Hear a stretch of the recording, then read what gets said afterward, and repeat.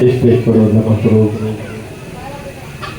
علماء وزیر احترام خصوصاً حضرت مولانا اطہر علی صاحب خطیب امام اشرف العلوم کرانچی نگر مسجد، ناظم اسٹیج علی جناب صفدر شہری صاحب، دیگر حفاظ کرام و ناظران سرور کونین صلی اللہ تعالیٰ علیہ وسلم، عزیزان ملت اسلامیہ، فاطمہ پرتور دوست بچوں اور اپنی اپنی جگہ سے سماعت کرنے والی اسلامی ماں بہنوں اور بیٹیوں، السلام علیکم ورحمۃ اللہ وبرکاتہ۔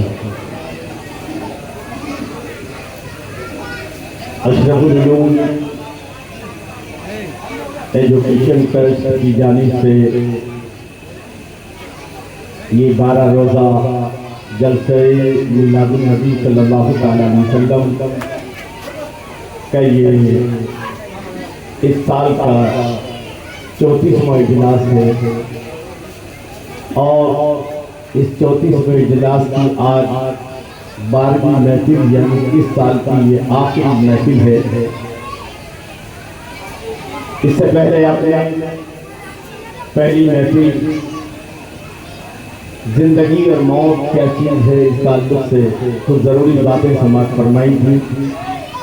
دوسرے دن آپ نے ناموس رسالت اور قرآن، تیسرے دن آپ نے مکی حضور کی مکی زندگی، چوتھے دن آپ نے حضور کی ہجرت مدینہ، پانچویں دن حضور صلی اللہ تعالیٰ علیہ وسلم کے 7 مدنی فارمولے، آٹھویں دن آپ نے مسلم سماج کے اسلامی اصول کیا ہوتے ہیں یہ سماعت فرمایا، اور اس کے بعد آپ نے عید میلاد جشن عید میلاد النبی صلی اللہ تعالیٰ علیہ وسلم قرآن کی روشنی میں پھر اسی سے منسلک، اور اس کے بعد آپ نے نماز فجر اور 5 نمازوں کی حقیقت اور ان کا پیغام، عید میلاد النبی کے پیغام کے پس منظر میں، اور کل آپ نے سماعت فرمایا کہ میلاد مصطفیٰ قرآن میں، میلاد مصطفیٰ کس نے منایا، کیسے منایا، اس کی مختصر جھلک آپ نے قرآن کی روشنی میں سماعت فرمائی تھی۔ اور ہماری آج کی اس محفل جو یہ 12 روزہ محفل کی آخری محفل ہے، اس میں آپ حضور صلی اللہ تعالیٰ علیہ وسلم کی ولادت کس طرح ہوئی اور آپ کی پیدائش کے وقت کیا ماحول تھا دنیا میں، اور کس طرح سے اللہ نے اس دنیا کو روشن اور منور کیا، اور پھر اس کے بعد پیغام میلاد النبی صلی اللہ تعالیٰ علیہ وسلم کیا ہے، اس تعلق سے آپ گفتگو سماعت فرمائیں گے۔ رب تبارک و تعالیٰ مجھے حق کہہ کر اس پر عمل کرنے اور آپ سب کو حق سن کر اس پر عمل کرنے کی توفیق عطا فرمائے۔ الحمدللہ رب العالمین والعاقبۃ للمتقین والصلاة والسلام على سيد الأنبياء والمرسلين وعلى آله وصحبه أجمعين، أما بعد، فأعوذ بالله من الشيطان الرجيم، بسم الله الرحمن الرحيم،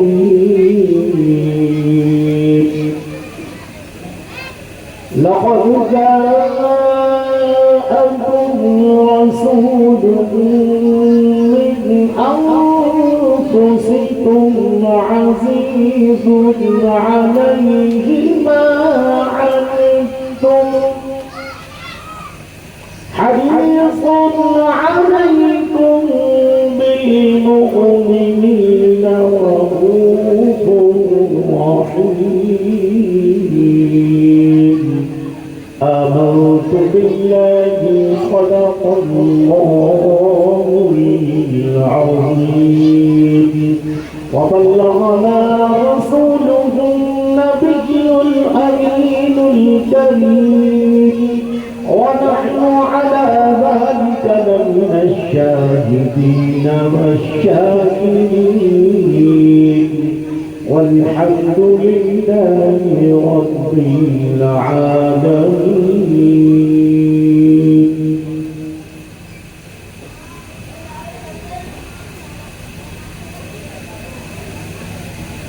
مبارک ہو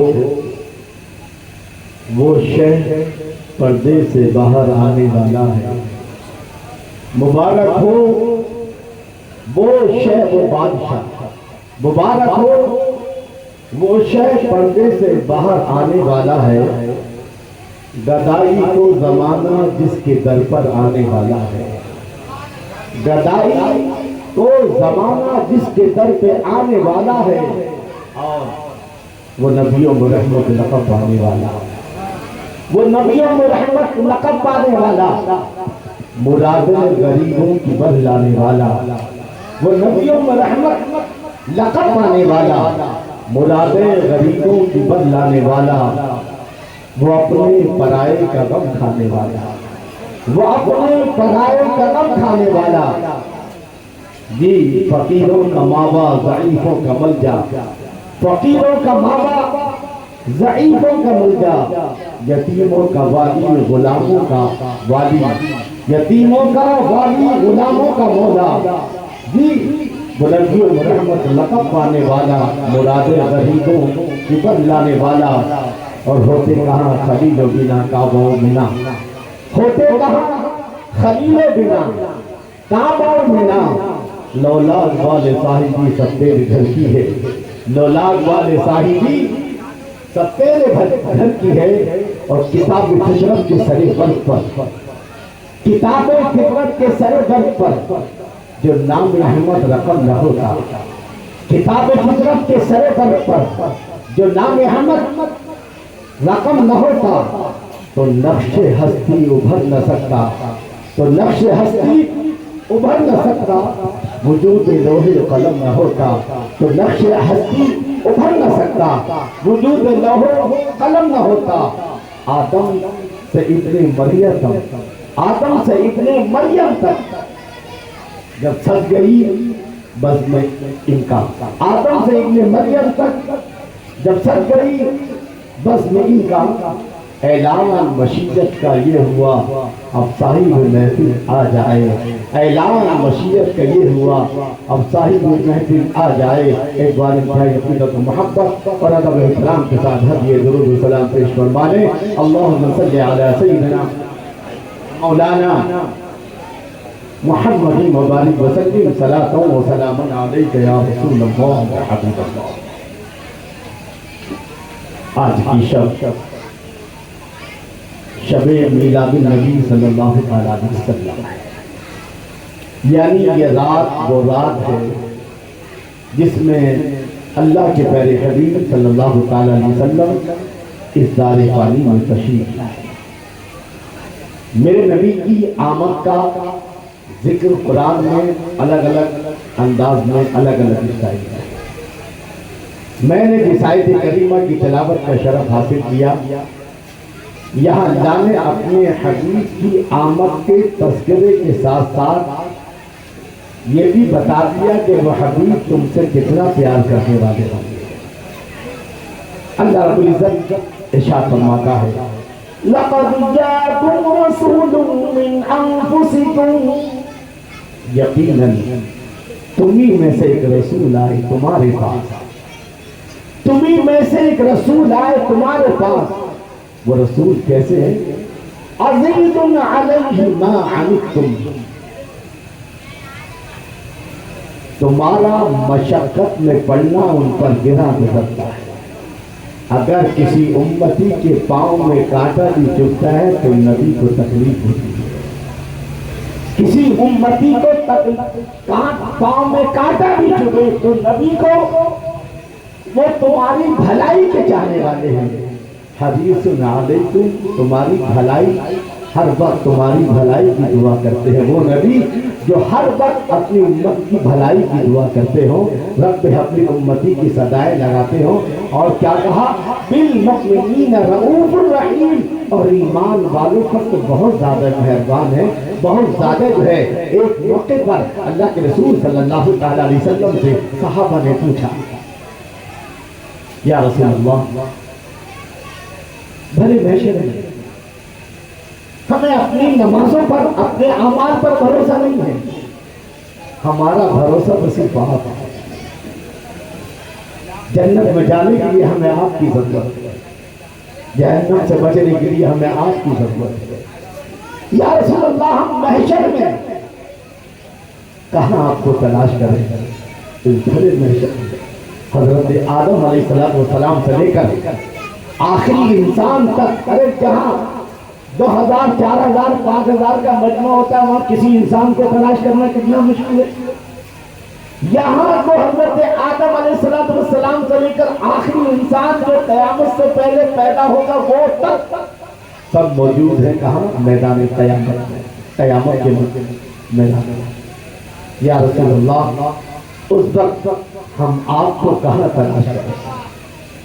اس بڑے محشر میں کہاں ڈھونڈیں گے ہم آپ کو؟ ہم گناہگاروں کا تو آپ ہی سہارا ہے، ہمارا تو جو بھی ہے آپ ہی ہے. آپ کے ذریعے ہمیں سب کچھ ملا ہے، خدا ملا ہے تو آپ کے ذریعے سے ملا ہے، ہر چیز ملی ہے آپ کے وسیلے سے. یا رسول اللہ، ہم قیامت میں آپ کو تلاش کریں تو کہاں دیں؟ اللہ کے رسول صلی اللہ تعالیٰ علیہ وسلم نے ارشاد فرمایا، کیا فرمایا؟ کہ میری امت قیامت میں پیاسی ہوگی تو حوض کوثر، یعنی کوثر کا جو کنواں ہے، حوض ہے، وہاں میں ٹھنڈے ٹھنڈے جام اپنے ہاتھوں سے اپنی امت کو پلاتا ہوں. حضرت فرماتے ہیں ٹھنڈا ٹھنڈا میٹھا میٹھا پیتے ہم ہیں بناتے ہیں. جی، ٹھنڈا ٹھنڈا میٹھا میٹھا پیتے ہم ہیں پلاتے یہ ہیں. رب ہے موتی یہ ہے قاسم، رزق اس کا ہے کھلاتے یہ ہے. رب ہے موتی یہ ہے قاسم، بے شک اللہ ہی دینے والا ہے، ہر چیز اللہ دیتا ہے، یقین ہمارا ایمان ہے. لیکن جس طرح ہر چیز اللہ دیتا ہے، ایسی ہر چیز کے تقسیم فرمانے والے میرے نبی صلی اللہ علیہ وسلم. جس کو جو بھی ملا ہے، اگر کسی نبی کو نبوت ملی ہے، اگر آدم کو عقلیت ملی ہے، حضرت ابراہیم کو خلقت ملی ہے، جس نبی کو، جس رسول کو، جس انسان کو جو بھی کمال ملا ہے، اگر سورج کو تابانی ملی ہے، چاند کو جو ہے شبنمی ملی ہے، یہ زمین کو وسعت ملی ہے، آسمان کو بلندی ملی ہے، پہاڑوں کو مضبوطی ملی ہے، کائنات میں جس کو جو بھی ملا ہے، دینے والا تو رب ہے، لیکن تقسیم فرمانے والے پیارے مصطفیٰ صلی اللہ تعالیٰ علیہ وسلم ہیں. رب ہے موتی یہ ہے قاسم، رزق اس کا ہے کھلاتے ہی. تو میں اپنے ہاتھوں سے اور سب کثر کے جام پلاتا ہوں گا، وہاں مجھے تلاش کر لینا. صحابہ سے بائی چانس اگر آپ وہاں نہ ملے تو، بائی چانس اگر آپ وہاں نہ ملے تو کہاں تلاش کریں؟ تو میرے آقا صلی اللہ تعالیٰ علیہ وسلم نے ارشاد فرماتے ہیں کہ کل صراط میزان عمل، وہ ترازو کہ جس میں ایک پلے میں نیکی اور ایک پلے میں برائی ہے، اور میری امت کے اعمال پہلے جا رہے ہوں گے. میری امت کے اعمال اللہ اسی پل صراط پہ، اللہ اسی میزان عمل کے بارے میں بتا جائے. وَأَمَّا مَنْ ثَقُلَتْ مَوَازِينُهُ فَهُوَ فِي عِيشَةٍ رَاضِيَةٍ. قیامت کے دن جس کی نیکیوں کا پلہ بھاری ہوگا، وہ عیش و آرام والی زندگی جنت میں ہوگا. وَأَمَّا مَنْ خَفَّتْ مَوَازِينُهُ، اور قیامت کے دن جس کی نیکیوں کا پلہ ہلکا ہوگا، فَأُمُّهُ هَاوِيَةٌ وَمَا أَدْرَاكَ مَا هِيَهْ، تو اس کا ٹھکانہ جہنم ہے. تو میں اسی میزان عمل کے بازو میں کھڑا ہوں گا. اگر میرے کسی امت کے اعمال کچھ تھوڑے بہت کم ہو رہے ہوں گے تو میں نیکیاں بڑھا کر کے اس کو جنت کی طرف رخصت کر رہا ہوں. اگر کچھ کم ہوں گے تو نہ، اور کچھ ہی نہ ہوں گے تو پھر کیا ہوگا؟ اس لیے کرو نیکیاں، کوئی نیکی نہ چھوڑو. اگر کچھ کم پڑے گا تو ہمارے آقا صلی اللہ علیہ وسلم موجود ہے. ارے بھائی آپ کا بچہ اس نے ایگزام دیا، ایگزام دینے کے بعد اس کے پرسنٹیج آئے، اب اس کو آگے داخلہ لینا ہے، تو آپ کہتے ہیں میرے بچے کا ایڈمیشن فلاں کالج میں کرا دو، لیکن پرسنٹیج اتنا ہے. تو لیڈر کہتے ہیں ٹھیک ہے لے کے آؤ، پرسنٹیج کچھ کم ہوگا ہم دیکھ لیں گے، لیکن اگر بچہ فیل ہو جائے تو کیا ہوگا؟ تو کوئی بھی لیڈر یہ نہیں کہتا فیل ہے، ہم فیل پر ہے کالج میں داخلہ دلوا دیں گے، کچھ کم ہوں گے تو ہم سفارش کر سکتے ہیں. ایسے ہی میرے آقا صلی اللہ تعالیٰ علیہ وسلم اگر اپنے امتیوں کے نیکیاں جنت میں جانے کے لیے کم پڑ رہی ہوں گی تو حضور نے بڑھا کر کے جنت میں بھیج رہے ہیں. صحابہ عرض کرتے یا رسول اللہ بھائی جان وہاں بھی نہ ملے، اگر آپ وہاں نہ پائیں تو کہاں تلاش کریں؟ ایک ایڈریس یہ ہے کہاں کا ہو سکتا ہے، دوسرا ایڈریس کہاں کا ہے پلسرات کا، وہ میزان عمل کا، تیسرا اور اگر وہاں بھی نہ تو کہاں؟ آپ نے فرمایا پلسرات پر دیکھ لینا. پلسرات سے جب میری امت گزر رہی ہوگی، پلسرات سے جب میری امت، وہ پلسرات جو بال سے زیادہ باریک اور تلوار سے زیادہ تیز ہے، جس کا راستہ 50,000 سال کا ہے، اور نیچے جہنم دہک رہی ہوگی اور لوگ کٹ کٹ کے نیچے گر رہے ہوں گے، اور اس طرف قیامت، میدان قیامت، اس طرف جنت، اور ادھر یہ پلسرات، یہ تلوار سے زیادہ باریک اور بال سے زیادہ باریک اور تلوار سے زیادہ تیز، نیچے جہنم ہے، لوگ کٹ کٹ کے نیچے گر رہے ہوں گے. تو اس وقت جب میرے نبی صلی اللہ تعالیٰ علیہ وسلم فرماتے ہیں کہ میری امت گزر رہی ہوگی اور میں دعا کر رہا ہوں گا رب سلم امتی، رب سلم امتی، اے اللہ میری امت کو سلامتی کے ساتھ گزار دے. اعلیٰ حضرت فرماتے ہیں یا الہی جب سرے شمشیر پر چلنا پڑے، یا الہی جب سرے شمشیر پر چلنا پڑے، رب سلم کہنے والے ہم خدا کا ساتھ ہو، رب سلم کہنے والے ہم خدا کا ساتھ ہو، تو میری امت گزر رہی ہوگی اور میں رب حقی امتی کی صدائے لگا رہا ہوں گا. صحابہ مجھے وہاں تلاش کر لینا. اندازہ لگائیے کہ میرے نبی صلی اللہ تعالیٰ علیہ وسلم کتنا پیار فرماتے اپنی امت سے. ارے امت حضور تو حضور، رب تبارک و تعالیٰ کتنا پیار فرماتا ہے معلوم ہے؟ حضرت یعقوب اور حضرت یوسف دونوں باپ بیٹے ہیں. 32 سال کی جدائی کے بعد دونوں میں ملاقات ہوئی. کتنے سال کے بعد؟ باپ بیٹے جدا ہوئے 32 سال کے بعد، 32 ایئرس، 32 سال کے بعد دونوں ملے، اور دونوں جب ملے سینے سے سینہ لگا، بے ہوش ہو گئے. کون؟ حضرت یعقوب کی، حضرت یوسف کی. تھوڑی دیر کے بعد پھر ہوش آیا، پھر سینے سے لگے دونوں باپ بیٹے رونے لگے، اور پھر دونوں بے ہوش ہو گئے. اللہ کی بارگاہ میں عرض کیا گیا، فرشتوں نے عرض کیا مولا کیا کوئی اتنی محبت بھی کر سکتا ہے جتنی محبت حضرت یعقوب کو یوسف سے اور یوسف کو یعقوب سے؟ کیا کوئی اتنی محبت بھی کر سکتا ہے؟ قربان جائیے اپنے مقدس پر. اللہ رب العزت ارشاد فرماتا ہے کہ جتنی محبت یعقوب کو یوسف سے اور یوسف کو یعقوب سے ہے، میں اپنے حبیب کی امت سے اس سے 70 گنا زیادہ محبت کرتا ہوں. یعنی میرے حبیب کی امت جو ہے ایسی پیاری امت ہے کہ اس سے 70 گنا زیادہ جو ہے میں اپنے حبیب کی امت سے پیار کرتا ہوں. اے امتیوں، اپنی تقدیر پر ناز کرنا چاہیے اور اپنے حبیب صلی اللہ علیہ وسلم کی محبت کو ناز کرنا چاہیے. بہرحال تو کہیں اللہ نے فرمایا قد جاءکم من اللہ نور و کتاب مبین، یقیناً اللہ کی جانب سے نور آیا۔ اب میں نے کل عرض کیا تھا کہ حضور کی ظہور کے یعنی تشریف آوری کے 3 مرحلے ہیں۔ کتنے مرحلے ہیں؟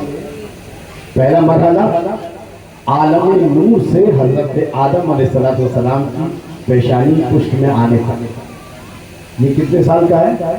لاکھوں سال اللہ نے اپنے نبی کے نور کو اپنے پاس رکھا۔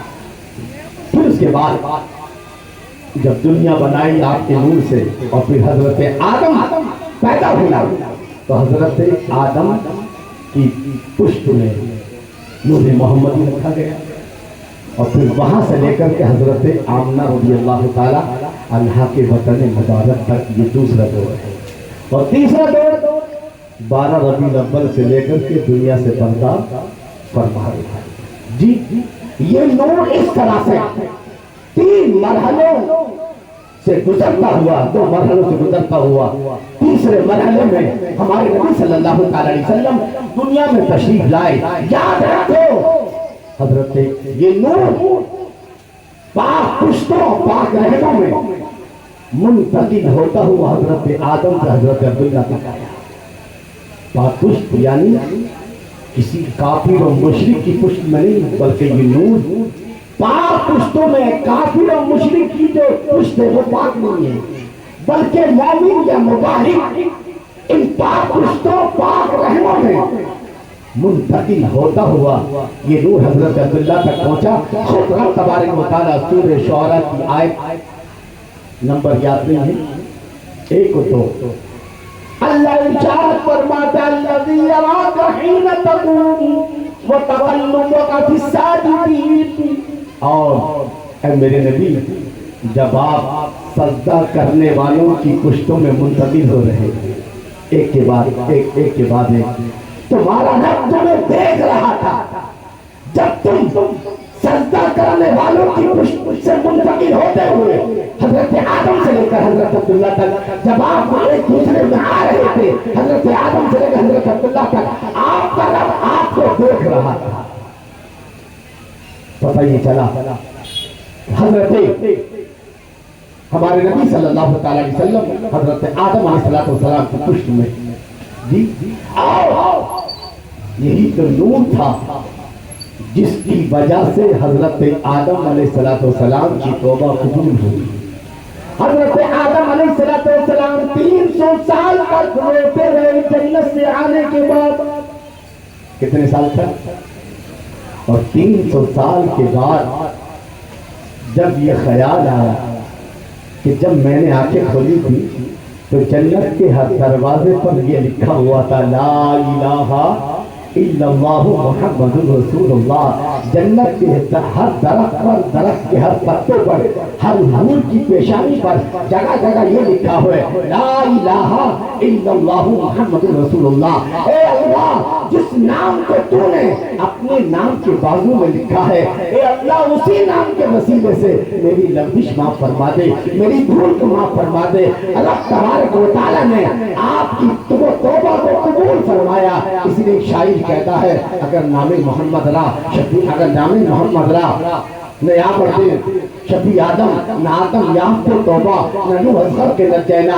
اگر حضرت آدم علیہ السلام اگر آپ کے نام کا وسیلہ نہ لیتے تو آپ کی توبہ قبول نہیں ہوتی۔ حضرت نوح علیہ السلام کی کشتی جو بھی پہاڑ پر ٹھہری ہے تو اس کشتی کے اندر ایک تختہ ہمارے نبی کے نام کا تھا، اس لیے اسی نام کے وسیلے سے اللہ نے حضرت نوح علیہ السلام کی کشتی کو جو بھی پہاڑ پر ٹھہرایا۔ حضرت ابراہیم علیہ السلام پر نار نمرود گلزار ہوئی ہے، اسی آپ کی پیشانی میں، آپ کی پشت میں حضرت ہمارے نبی صلی اللہ علیہ وسلم کا نور تھا، اس لیے آپ پر آگ ٹھنڈی ہو گئی۔ یا نار کن بردم و سلام علی ابراہیم۔ اور 10 تاریخ کو بقر عید کی 10 تاریخ ہے، عید کا دن ہے۔ حضرت ابراہیم علیہ السلام حضرت اسماعیل کے گلے پر چھری چلا رہے ہیں، مگر چھری نہیں چل رہی ہے، چھری چت ہو گئی ہے۔ تو اگر حضرت اسماعیل علیہ السلام ذبح ہونے سے بچے بیٹی نام محمد کا وسیلہ ہے، کیونکہ نام حضور صلی اللہ تعالی علیہ وسلم کا یہ نور جو ہے حضرت اسماعیل علیہ السلام کی پیشانی میں تھا۔ میں اس کہہ رہا تھا کہ انبیاء کرام یہ جو ہے جن کی پشتوں میں حضور منتقل ہوتے رہے، ہم جو ہے یہ پاک پشتیں حضور کے نور سے فیض حاصل کرتی رہی۔ آؤ ذرا صلی اللہ تعالیٰ علیہ وسلم کس طرح سے دنیا میں تشریف لاتے ہیں اندازہ لگائیے۔ آپ پورے خاندان ساری دنیا میں سب سے افضل عرب، سب سے افضل عرب میں قریش میں ہاشم، اور ہاشم میں عبد المطلب، اور عبد المطلب کے سارے بیٹے حضرت عبداللہ رضی اللہ تعالیٰ، اور ساری عورتوں میں آپ کی والدہ حضرت آمنہ رضی اللہ تعالیٰ عنہ، حضرت عبداللہ رضی اللہ تعالیٰ عنہ، وہ نور حضرت عبداللہ رضی اللہ تعالیٰ عنہ کی پشت میں، اور جدھر بھی جاتے ہیں آپ پر شجر و حجر سلام کرتے ہیں۔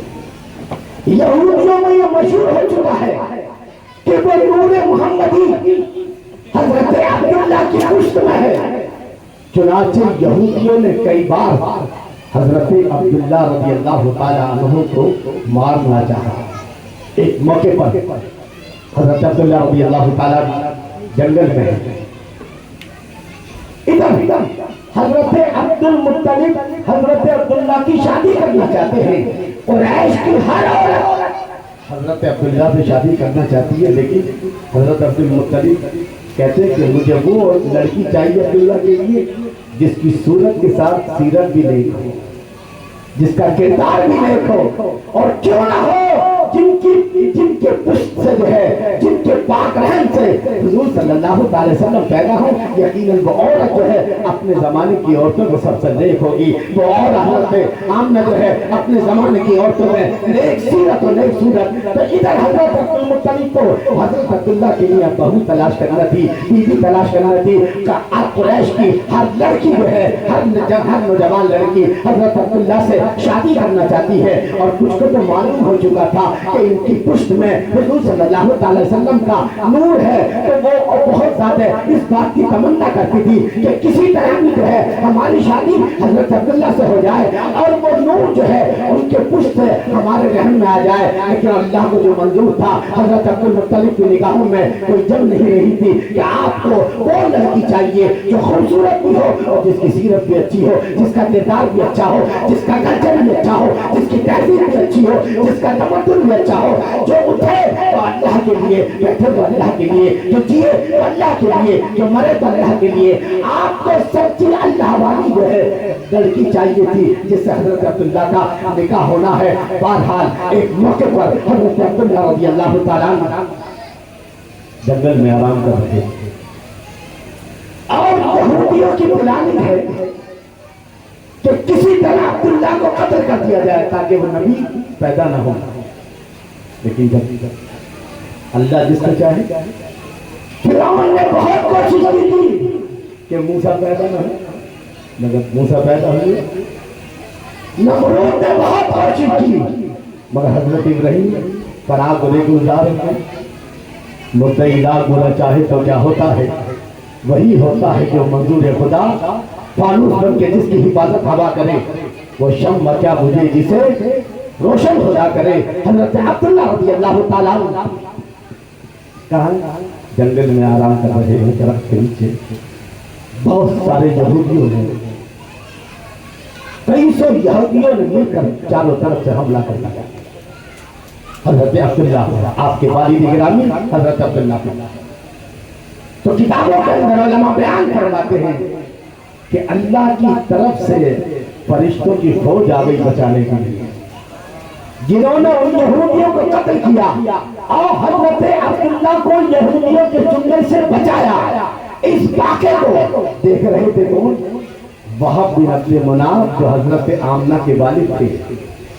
حضرت آمنہ کے جو والد تھے وہ اس واقعے کو وہ جنگل میں تھے، اور وہ دور سے دیکھ رہے تھے کہ کس طرح حضرت عبداللہ کی حفاظت ہوئی ہے کہ آسمان سے فوج اتری ہے اور یہودیوں کو قتل کیا گیا ہے، عبداللہ کی حفاظت کی گئی ہے۔ حضرت وہب بن عبد مناف جو ہے اس منظر کو دیکھ رہے تھے، ادھر انہیں بھی اپنا داماد چاہیے تھا، انہوں نے طے کر لیا کہ مجھے اپنی بیٹی حضرت آمنہ کا نکاح جو ہے حضرت عبداللہ سے کرنا ہے، کیونکہ ان کی پیشانی میں جو ہے نور محمدی ہے، اور اس نور محمدی کی حفاظت کے لیے اللہ تعالیٰ جو ہے آسمان سے فرشتوں کی فوج بھیج رہا ہے۔ بہرحال جو ہے حضرت وہب بن عبد مناف نے اپنی بیٹی کا نکاح حضرت عبد المطلب کے بیٹے حضرت عبداللہ کے لیے بھیجا، حضرت عبد المطلب نے قبول فرمایا، اور اس طرح سے اب حضرت عبداللہ رضی اللہ تعالیٰ عنہ کی شادی حضرت آمنہ رضی اللہ تعالیٰ عنہ سے ہو جاتی ہے۔ اور جس رات یہ نور حضرت عبداللہ رضی اللہ تعالیٰ عنہ سے منتقل ہو کر حضرت آمنہ کے مبارک رحم میں آیا تو کتابوں کے اندر آتا ہے کہ دنیا کے سارے جانور چرند پرند آپس میں مبارکباد دے رہے ہیں۔ خشک تر کے جانور، دریائی جانور، جنگل کے جانور، چرند پرند آپس میں خوشخبری دے رہے ہیں۔ مشرق کے جانور مغرب کے جانور مشرق کو جو ہے مشرق کے جانوروں کو خوشخبری دے رہے ہیں اور کہہ رہے لوگوں اے لوگوں مبارک ہو، آج کو نور حضرت آدم سے چلا تھا حضرت عبداللہ تک، آج کو نور جو ہے حضرت عبداللہ سے حضرت آمنہ کے مبارک رحم میں منتقل ہو چکا ہے۔ آپ جو ہے اب اپنی والدہ ماجدہ حضرت آمنہ رضی اللہ تعالیٰ عنہا کے وطن مبارک میں ہے۔ اب یہ نور جو ہے جس نے اب تک جو ہے حضرت آدم علیہ السلام سے لے کر حضرت عبداللہ تک تمام لوگوں کو جو ہے منور کیا ہے، فیضیاب کیا ہے، اب اس نور سے فیض حاصل کر رہی ہے حضرت آمنہ رضی اللہ تعالیٰ عنہا۔ لیکن ابھی 2 مہینے ہوئے تھے حضرت آمنہ کی وطن مبارک میں حضور کو جلوہ فرما ہوئے۔ حضرت عبد المطلب نے اپنے بیٹے عبداللہ کو تجارتی سفر کے لیے بھیجا، لیکن راستے میں وہ بیمار ہوئے اور ان کا انتقال ہو جاتا ہے۔ حضرت عبداللہ رضی اللہ تعالیٰ عنہ جس دن حضرت عبداللہ رضی اللہ تعالیٰ عنہ کا وصال ہوا، انتقال ہوا، فرشتے چیخ اٹھے اے اللہ تیرا نبی تو یتیم ہو گیا ہے، ابھی تو دنیا میں تشریف کی نہیں لائے ہے، ابھی تو 2 مہینے ہوئے ہیں ماں کے رحم میں آئے ہوئے، تیرا نبی یتیم ہو گیا ہے۔ اللہ والا گھبرا نہیں، میں اس کا حافظ و ناصر ہوں، میں حامی ہوں، اگر کوئی ہو نہ ہو لیکن میں اس کی حفاظت کرنے والا ہوں، بس میں نے ہمیشہ حفاظت کی ہے، آج بھی حفاظت کروں گا۔ چنانچہ حضرت عبداللہ رضی اللہ تعالیٰ عنہ کے بعد جو ہے وصال کے بعد اب حضرت آمنہ رضی اللہ تعالیٰ عنہ کا عالم یہ ہے کہ جدھر سے بھی گزرتی ہے ان کے جسم سے خوشبو پھوٹتی ہے۔ کیا پھوٹتی ہے؟ قریش کی عورتوں نے کہا، عبد المطلب سے شکایت کی کہ شوہر کے مرنے کے بعد عورت خوشبو نہیں لگاتی۔ یہ قریش میں ایک رسم تھی، یعنی شوہر کا انتقال ہو گیا تب عورت کو، لیکن آمنہ اتنی خوشبو لگاتی ہے کہ جدھر بھی جاتی ہے وہ خوشبو زلف مصطفیٰ ہے کہ مشکل بھی ہے جس کے آگے مہکتی گلیاں یہ کہہ رہی ہے سواری ان کی ابھی گئی ہے۔ یہ دوسرے منظر کے لیے کہا گیا ہے، لیکن یہ منظر یہاں بھی فٹ ہوتا ہے کہ میرے نبی صلی اللہ تعالیٰ علیہ وسلم کا نور ابھی اپنی ماں کے وطن ماں کے مبارک رحم میں ہے، اور اتنی خوشبو آ رہی ہے کہ جدھر سے حضرت آمنہ گزرتی ہے گلیارے جو ہے معطر ہو جاتے ہیں۔ تو کس قریش کی عورتوں نے حضرت عبد المطلب سے شکایت کی کہ تم اپنی بہو کو نہیں سمجھاتے کہ یہ ایسی خوشبو لگاتی ہے کہ جدھر سے بھی جاتی ہے گلی کوچے منور ہو جاتے ہیں، خوشبو سے معطر ہو جاتے ہیں۔ آپ نے حضرت آمنہ کو بلایا، کہا بیٹا تمہارے شوہر عبداللہ کا انتقال ہو گیا۔ حضرت عبداللہ کے انتقال پر حضرت آمنہ رضی اللہ تعالیٰ عنہ نے جو اشعار لکھے غمگین، وہ عربی زبان کا بیش قیمت جو ہے سرمایہ ہے، ادبی سرمایہ۔ بہرحال تو اب تمہیں پتا ہے نا کہ قریش کے یہاں جب شوہر کا انتقال ہو گیا تو بیوی کو بیوہ کو عطر لگانے کی اجازت نہیں، کہا بالکل، کہا کہ تم عطر کیوں لگاتی ہو؟ ساری عورتیں شکایت کرتی ہیں کہ تم اتنا اثر لگاتی ہو جہاں بھی بیٹھتی ہے چاروں طرف سے اثر کی خوشبو نظر آتی ہے. تو حضرت آمنہ رضی اللہ تعالیٰ عنہ نے اپنے بطن مبارک کی طرف اشارہ فرمایا, اے میرے والد گرامی, آپ میرے باپ کی جگہ پر ہے.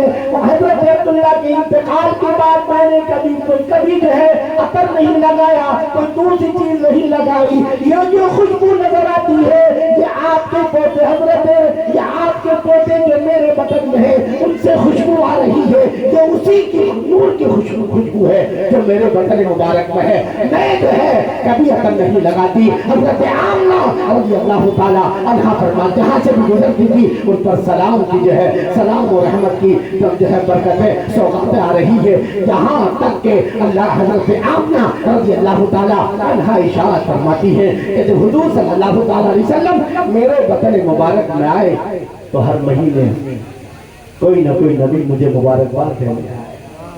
آمنہ مبارک ہو, تم امام الانبیاء کی ماں بننے والی ہو. یہاں تک کہ جب حضور صلی اللہ تعالی علیہ وسلم کی ولادت کا وقت قریب آیا تو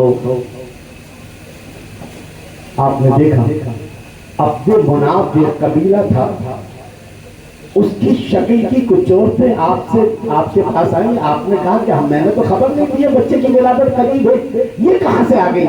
تو آپ نے پوچھا تم کون ہو؟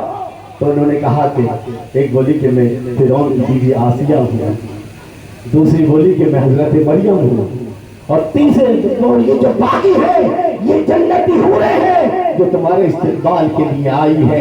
اللہ اکبر اللہ اکبر.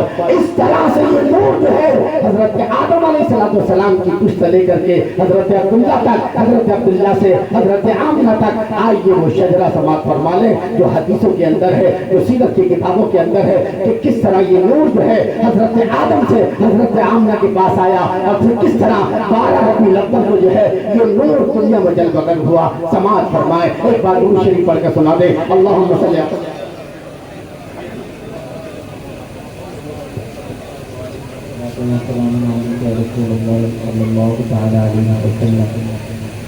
یہ نور حضرت آدم کی پشت پہ, حضرت آدم علیہ السلام کے بیٹے شیش کے بیٹے یانس کے بیٹے قینان کے بیٹے ملائیل کے بیٹے بیارت کے بیٹے ادریس کے بیٹے متوشی کے بیٹے لمک نام کے بیٹے نوح کے بیٹے سام کے بیٹے ذلحا کے بیٹے شالے کے بیٹے عابد کے بیٹے داتا کے بیٹے راوا کے بیٹے سارو کے بیٹے ناخور کے بیٹے تاریخ اور تاریخ کے بیٹے حضرت ابراہیم خلیل اللہ. یہ نور اس طرح سے حضرت آدم علیہ السلام سے لے کر حضرت ابراہیم خلیل اللہ تک آیا, اور پھر حضرت ابراہیم خلیل اللہ کے بیٹے حضرت اسماعیل ذبیح اللہ کے بیٹے قیدار کے بیٹے ابام کے بیٹے حمل کے بیٹے ثابت اور ثابت کے بیٹے سلامان اور سلامان کے بیٹے الحیسہ کے بیٹے الیسا کے بیٹے اور کے بیٹے ابا کے بیٹے عدنان کے بیٹے معاد کے بیٹے نزار کے بیٹے مدر کے بیٹے مدرکہ کے بیٹے الیاس کے بیٹے خزیمہ کے بیٹے کنانہ کے بیٹے نظر کے بیٹے مالک اور مالک کے بیٹے پہاڑ کے بیٹے غالب کے بیٹے لوہی کے بیٹے کعب کے بیٹے قرہ کے بیٹے کلاب کے بیٹے قصی کے بیٹے عبد مناف اور مناف کے بیٹے ہاشم اور ہاشم کے بیٹے عبد المطلب سبحان اللہ اور عبد المطلب کے بیٹے حضرت عبداللہ اور حضرت عبداللہ کے بیٹے محمد رسول اللہ.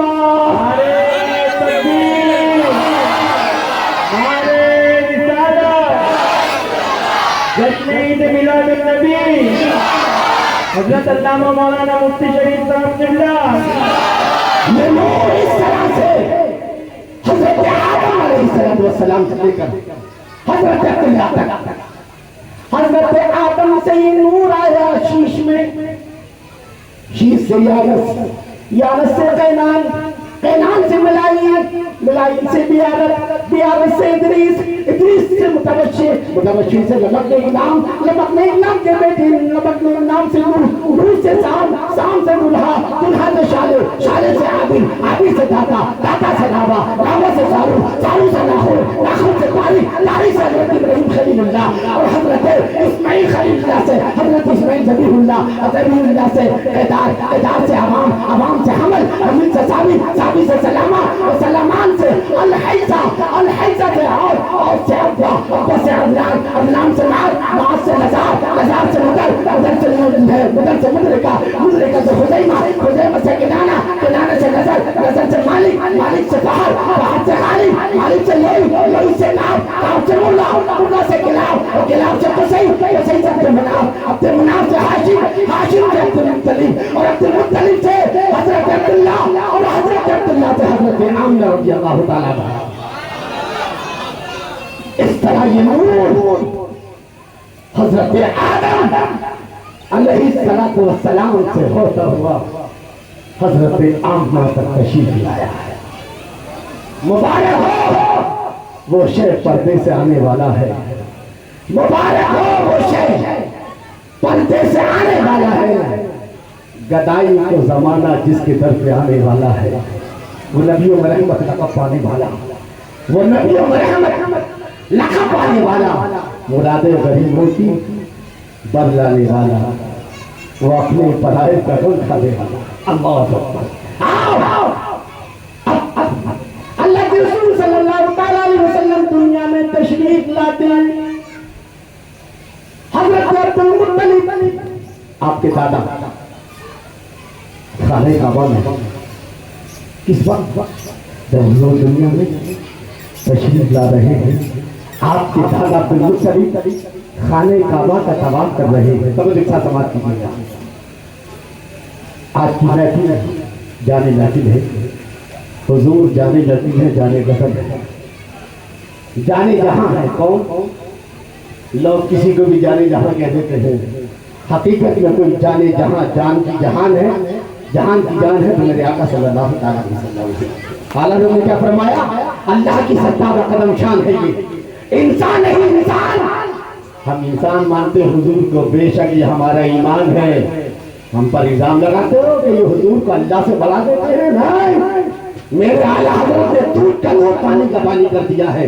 اللہ کی ستار و قدم شان ہے یہ, انسان نہیں انسان, وہ انسان ہے یہ, انسان نہیں انسان, وہ انسان ہے یہ. اور قرآن تو ایمان بتاتا ہے انہیں, اور ایمان یہ کہتا ہے میری جان ہے یہ, اور ایمان یہ کہتا ہے میری. حضرت عبد المطلب خانہ کعبہ کے طواف میں لگے ہوئے ہیں. توجہ کا سماعت. اور حضور ہم تو عید میلاد مناتے ہیں, لیکن اللہ نے اپنے نبی کا میلاد کس طرح منایا ہے تب جو ساتھ ہوتا ہے.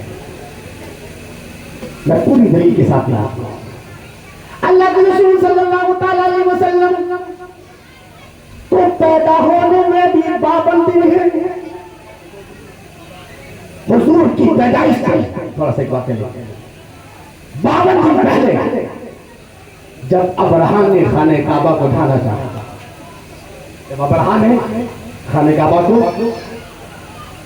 تو حضرت عبد المطلب کے اونٹ ابرہہ کی کوئی جو ہے ریل کر لے گئے. آپ گئے, کہا بھائی میرا اونٹ دو, میرے جو اونٹ اور جو بھی جانور لائے ہیں تمہارے فوجی. ابرہہ کہنے لگا تمہارا چہرہ اتنا نور والا, میں تو سمجھا کہ تم خانہ کعبہ توڑنے آیا ہو, تو تم مجھ سے خانہ کعبے کی بچانے کی بات کر رہے یار, تم تو اپنے اونٹوں کی بات کر رہے ہو. تو آپ نے فرمایا اونٹ میرے ہیں اس لیے میں اپنے اونٹوں کی بات کر رہا ہوں, اور خانہ کعبہ جس کا وہ جانے میں بچائے گا. آپ اپنے اونٹ لے کر آ گئے. توجہ کے ساتھ بات کریں. اس کے بعد آپ آئے کہاں, حضرت آمنہ کو لے کر. کب کی بات ہے, حضور کی پیدائش سے 52 دن پہلے. کتنی بات حضور کی پیدائش سے 52 دن پہلے. اور آپ نے خانہ کعبہ کا دروازہ پکڑ کر دعا مانگی, ہے اللہ تیری طرف سے مجھے بشارت بھی ہے کہ وہ نبی آخری زمان آمنہ کی بطن مبارک ہے, تو ان کے وسیلے سے خانہ کعبہ کی حفاظت فرما۔ تو میرے نبی کے نور کا وسیلہ دے کر حضرت عبد المطلب نے خانہ کعبہ کی حفاظت کے لیے اللہ کی بارگاہ میں دعا کی، اور اللہ نے اپنے حبیب کے وسیلے سے خانہ کعبہ کی حفاظت فرمائی، اور ابرہہ اور اس کی فوج ہمیشہ کے لیے ختم ہو گئی۔ یہ اللہ کی طرف سے میرے نبی کی آمد کا ایک تمہید تھی، اعلان۔ حضور پیدا ہو رہے ہیں، حضرت عبد المطلب خانہ کعبہ کا طواف کر رہے ہیں۔ حضرت عبد المطلب رضی اللہ تعالیٰ عنہ ارشاد فرماتے ہیں کہ اچانک میں نے دیکھا کہ کعبہ مقام ابراہیم کی طرف جھک گیا۔ کس کی طرف؟ اور مقام ابراہیم کی طرف جہاں حضور کی پیدائش کا گھر ہے، جہاں آج کا جائے ابراہیم ہے، باب السلام کی طرف، جدھر سے حاجی داخل ہوتا ہے خانہ کعبہ کا دیدار کرتے، وہی تو اسی طرف مقام ابراہیم ہے، اسی طرف حضور کی جائے پیدائش ہے، جو آج کا کیا ہے، جائے ابراہیم ہے۔ توجہ آپ کیا خانہ کعبہ حضرت عبد المطلب فرماتے، تو تم ساتھ سوال کریں کہ میں نے دیکھا کب کی بات ہے، حضور تشریف لانے والے ہیں، لا رہے ادھر حضرت عبد المطلب خانہ کعبہ کا طواف کر رہے ہیں۔ آپ فرماتے ہیں کہ خانہ کعبہ مقام ابراہیم کی طرف جھکا، کیا ہوا؟ یعنی حضور کی ولادت کی طرف سجدہ کیا خانہ کعبہ نے۔ اس لیے تو اعلیٰ حضرت فرماتے ہیں جس کے سجدے کو محراب کعبہ جھکی، جس کے سجدے کو محراب کعبہ جھکی، ان بھووں کی لطافت پہ لاکھوں سلام، جس کے سجدے کو محراب کعبہ جھکی، ان بہنوں کی لطافت پہ لاکھوں سلام۔ اور کعبہ جھکا، اور جھکا ہی نہیں بلکہ کعبے کے سارے بت جو 360 خانہ کعبہ میں رکھے ہوئے تھے، وہ سب کے سب اوندے ہو کر نیچے گر گئے، سب کے سب اوندے ہو نیچے گرے۔ اور خانہ کعبہ کی در و دیوار سے آواز آ رہی ہے کہ مجھے بتوں سے پاک کرنے والا آ گیا ہے، مجھے پاک کرنے والا آ گیا، زمانے کا والی آ گیا، یتیموں کا والی آ گیا ہے۔ حضرت عبد المطلب رضی اللہ تعالیٰ عنہ کو جب پتہ کہ بتایا گیا کہ تمہارے پوتا پیدا ہوا ہے، تو آپ دوڑے کہاں؟ اپنے گھر کی طرف، جدھر حضرت آمنہ، جہاں اللہ کے رسول صلی اللہ علیہ وسلم کا تولد ہو رہا ہے۔ سمجھ ایسا سے بات کریں، یہ تو خانہ کعبہ کا معاملہ ہے۔ آج ہم اور آپ چھوٹی چھوٹی کمکمیں لگاتے ہیں، محلوں کو روشن کرتے ہیں، تو ہمارے کچھ بھائیوں کو پتہ نہیں کیا ہو جاتا ہے، وہ تکلیف، وہ کہتے ہیں یہ کہاں ہے، قرآن میں کہاں ہے، حدیث میں کہاں ہے؟ اور بھیا جب تم اپنے گھر سجاتے ہو تب قرآن میں یاد آتا؟ کیوں بھائی؟ ہم ربیع الاول پر شیرنی باتیں تو آپ ہم سے قرآن کی دلیل مانگو، اور جب تمہارے پوتا پیدا ہوتا ہے تو کیسے کہتے ہیں ارے صاحب میرا پوتا پیدا ہوا ہے، لیجئے اس کا فلاں دودھ اٹھائی لیجئے، جی فلاں لیجئے۔ اندازہ لگاؤ کہ جب تم دوسرے کام کرتے ہو تو تمہیں قرآن و حدیث یاد نہیں آتا، اور جب میرے نبی کی ولادت کی بات آتی ہے تم مسلمانوں سے دلیل مانگتے ہو۔ تب جو ساتھ سماعت کریں، زمینی کمکموں کو سجا کر نبی کی ولادت کی خوشی میں زمین کو روشن کرتے ہیں، لیکن حضرت عمرو بن عاص رضی اللہ تعالیٰ عنہ کی والدہ حضرت فاطمہ فرماتی ہیں کہ جب نبی پیدا ہوئی، کیا ہوا؟ میں خانہ کعبہ میں تھا اور میں نے دیکھا کہ آسمان کے ستارے زمین کے اتنے قریب ہو گئے، اتنے قریب ہوئے کہ مجھے ڈر لگنے لگا یہ ستارے کہیں میرے اوپر، یہ آسمان کے تارے کہیں مجھ پر ٹوٹ نہ جائے۔ یعنی ہم زمینی کمکم میں لگا کر زمین کو روشن کرتے ہیں، لیکن اللہ نے آسمانی مخلوق کو زمین کے قریب کر کے اپنے نبی کی ولادت کی رات میں ساری دنیا کو روشن منور کیا ہے۔ اور آگے چلو، حضرت آمنہ رضی اللہ تعالیٰ عنہ ارشاد فرماتی ہیں کہ جب حضور صلی اللہ تعالیٰ علیہ وسلم پیدا ہوئی، تشریف لائے، تو میرے اندر سے نور نکلا۔ کیا نکلا؟ آپ آپ کی والدہ حضرت آمنہ رضی اللہ تعالیٰ عنہ ارشاد فرماتی ہیں کہ جب حضور پیدا ہوئے میرے اندر سے نور نکلا اور اس نور سے پوری دنیا مشرق و مغرب روشن ہو گئے، چاروں طرف روشنی پھیل گئی۔ اللہ نے اپنے نبی کے نور کے ساتھ جو ہے جیسی حضور پیدا ہوتے ہیں آپ کے نور سے ساری دنیا کو روشن کر کے ساری دنیا کو منور کر دیا۔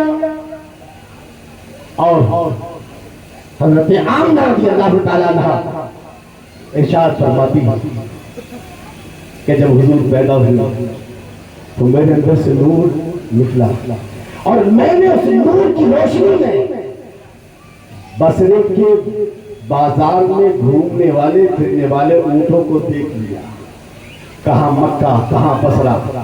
حضور پیدا ہوتے ہی حضور کے ساتھ ایسا نور نکلا کہ حضرت آمنہ نے مکے میں بیٹھ کر بصرے کے بازار میں گھومنے والے اونٹوں کو دیکھ لیا۔ اس لیے اللہ نے ارشاد فرمایا قد جاءکم من اللہ نور وکتاب مبین، یقیناً اللہ کی جانب سے نور آیا، روشن کتاب آئی۔ نور سے مراد میرے آقا صلی اللہ تعالیٰ علیہ وسلم ہے۔ آج نور لباس بشریت میں آیا ہے اور ساری دنیا کو روشن و منور کر رہا ہے۔ ہم جھنڈے لگاتے ہیں، لگاتے ہیں چھوٹے چھوٹے جھنڈے، تو لوگ اعتراض کرتے ہیں، لیکن حضرت آمنہ رضی اللہ تعالیٰ عنہ ارشاد فرماتی جب حضور صلی اللہ تعالیٰ علیہ وسلم پیدا ہوئے، ایک بات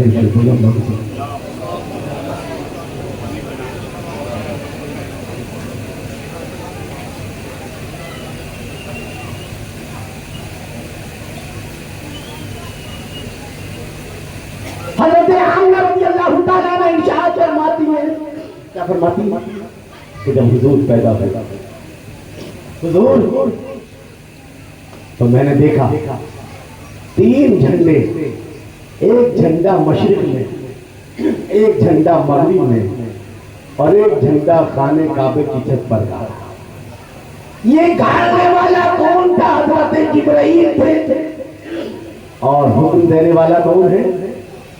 رب تبارک و تعالیٰ ہے۔ تو گویا یہ گلیوں میں جو جھنڈے لگائے جاتے ہیں یہ در حقیقت حضرت جبرائیل کی سنت ہے، اور اللہ نے حکم دیا ہے کہ آج میرے نبی کی آمد کے جھنڈے لگاؤ ہر گلی کوچوں میں، تاکہ دنیا جان لے کہ آج وہ آیا ہے جس کی وجہ سے ساری کائنات آئی ہے۔ آج جانے محفل آئے ہیں، آج جو ہے زمین کہہ اٹھی، آج کون آیا ہے؟ آج جو ہے آج جس کی وجہ سے میں پیدا ہوئی ہوں وہ آیا ہے۔ علی پکار اٹھا تو الفت والا آ گیا ہے، ماں پکار اٹھا کہ برکت والا آ گیا ہے، کا پکار اٹھا گناہگاروں سے جو ہے توبہ کرا کر اللہ کے قریب کرنے والا آ گیا ہے، سب پکار اٹھا کہ ثواب دینے والا آ گیا ہے، جین پکار اٹھا کہ جمال والا آ گیا ہے، ہاں پکار اٹھا کہ حکمت و دانائی والا آ گیا ہے، ہاں پکار اٹھا کہ خیر والا آ گیا ہے، دال پکار اٹھی کہ دلیل والا آ گیا ہے، سال پکار اٹھی کہ زکا والا آیا ہے، سا پکار اٹھا کہ جو ہے لوگوں کو تسکیہ کرنے والا آ گیا ہے، لا پکار اٹھی کہ رحمت للعالمین آ گیا ہے۔ اللہ اکبر جو ہے سات پکار اٹھی کہ صراط مستقیم والا آ گیا ہے، تو آپ پکار اٹھا کہ ضیاء نور آ گیا ہے، عین پکار اٹھا کہ علم والا آ گیا ہے، غیر پکار اٹھا کہ جنا والا دنیا کو ساری پریشانیوں سے نجات دلانے والا آ گیا ہے۔ اللہ اکبر پکار اٹھا کہ فلاح و کامیابی دلانے والا آ گیا ہے، کاف پکار اٹھا اللہ کے قریب کرنے والا آ گیا ہے، کاف پکار اٹھا کرامت و بزرگی والا آ گیا ہے، لام پکار اٹھا لطف والا آ گیا ہے، اور میم پکار اٹھا کہ اللہ کا محبوب آ گیا ہے، میم پکار اٹھا محمد آ گیا ہے، محمد آ گیا ہے، نون پکار اٹھا کہ نور والا آ گیا ہے، نون پکار اٹھا کہ نور والا آ گیا، واہ پکار اٹھی کہ ہدایت والا آ گیا ہے، واہ پکار اٹھا اللہ سے بس یادی ملانے والا آ گیا ہے، حیا پکار اٹھی کہ یقین یعنی لوگوں کو اللہ کی ذات پر یقین دلانے والا آ گیا ہے. ساری کائنات پکار اٹھی, آسمان اپنی جگہ خوش تھا کہ وہ آ رہا ہے جس کی وجہ سے مجھے بلندی ملی ہے. ستارے سورج جو ہے پکار اٹھا کہ آج وہ آیا ہے جس کی وجہ سے مجھے تابانی ملی ہے. چاند ہے پکار اٹھا کہ آج وہ آیا ہے جس کی وجہ سے مجھے چاندنی ملی ہے. تارے پکار اٹھے کہ جن کی وجہ سے ہمیں روشنی ملی ہے وہ آیا ہے, آج وہ آیا ہے. اگر وہ نہ آتے تو دنیا میں کسی چیز کا وجود نہیں ہوتا. میرے آقا صلی اللہ تعالیٰ علیہ وسلم ارشاد فرماتے ہیں, رب کا رب فرماتا ہے, حدیث قدسی ہے, لولا لما ذکریا, اے میرے نبی اگر میں آپ کو پیدا نہ کرتا تو اپنے خدا ہونے کو ظاہر نہ فرماتا. یہ ساری کائنات اگر بنی ہے, یہ جو بارات ہے اس کے دولہ ہے میرے نبی صلی اللہ تعالیٰ علیہ وسلم, تو آج وہ آئے ہیں کہ جن کی وجہ سے اللہ نے ساری کائنات کو بنایا ہے. آج اللہ نے ساری کائنات کو اپنا محبوب دے دیا ہے, اور محبوب دیے نہیں جاتے. محبوب اسی لیے اللہ نے فرمایا, کسی اور نعمت پر احسان نہیں جتلایا. لیکن جب اپنے محبوب کی پہلے کی بات آئی تو کیا کہا, لقد من اللہ علی المؤمنین اذ بعث فیہم رسولا, یقیناً جو ہے اللہ نے ایمان والوں پر احسان کیا, احسان جتلا رہا ہے تو ان میں اپنا پیارا رسول بھیج دیا ہے. تو اس کا حق ہے کہ اس نے سعادت کو نعمت دی ہے, جو ساری نعمتوں کی جان اس کا محبوب ہے. آج اللہ نے دنیا والوں کو عطا فرما دیا ہے. نعرے تکبیر, نعرے رسالت, جشن عید میلاد النبی. اور آگے چلے تو جھنڈے لگانا کس کی سنت, حضرت جبرائیل کی. روشنی کرنا کس کی سنت, اللہ کی. یہاں تک کہ سیرت کی کتابوں کے اندر آتے ہیں جس سال حضور پیدا ہوئے اس سال دنیا میں جہاں بھی بچہ پیدا ہوا حضور کے صدقے میں لڑکا ہی پیدا ہوا ہے. جہاں بھی پیدا ہوا پوری دنیا میں حضور کی برکت سے کیا پیدا ہوا, لڑکا پیدا. اور آگے چلیے, بات ختم نہیں ہوتی ہے ابھی. کہاں, ایران. ایران میں کون سے آگ کی پوجا کرنے والے, ایران کا آتش کدا. وہ ایران جو اس وقت دنیا کی دوسری سپر طاقت تھی. پہلی طاقت کا نام کیا ہے, قیصر ہے, یعنی روم کے بادشاہ کا لقب قیصر. اور جس طرح کسی وقت میں یہاں دو تھے, امریکہ اور روس, روس کے ٹکڑے ہو گئے. اب انشاءاللہ اس کے بھی ہو جائیں گے کچھ دنوں کے بعد. امید رکھیے گا, دعا کرتے رہیے اور اچھے سے جب میرے آقا صلی اللہ علیہ وسلم پیدا ہوئے تو دنیا میں دو سپر طاقت تھی. ایک کا نام قیصر ہے یعنی روم کا بادشاہ, دوسرا کسرا یعنی ایران کا بادشاہ. روم عیسائیوں کو ماننے والے تھے اور کسرا جو ہے یہ آگ کی پوجا کرنے والے تھے.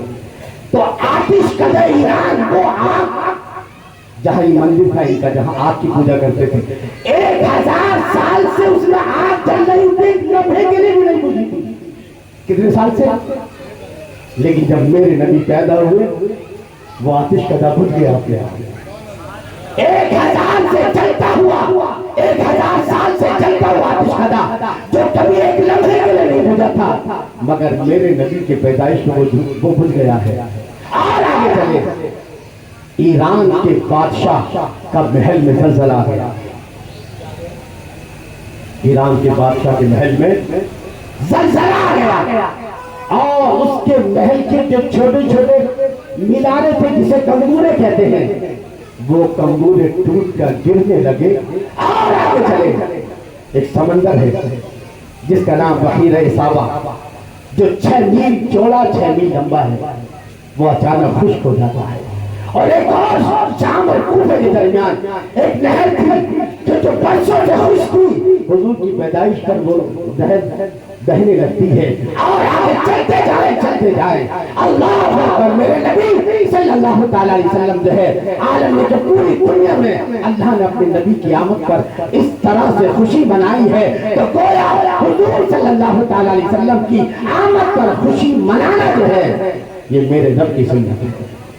اور خود رب نے حکم دے دیا، کیا کہا؟ اے میرے نبی کہہ دو ایمان والوں سے کہ اللہ کے فضل و رحمت پر ایمان والوں کو خوشیاں منانا چاہیے۔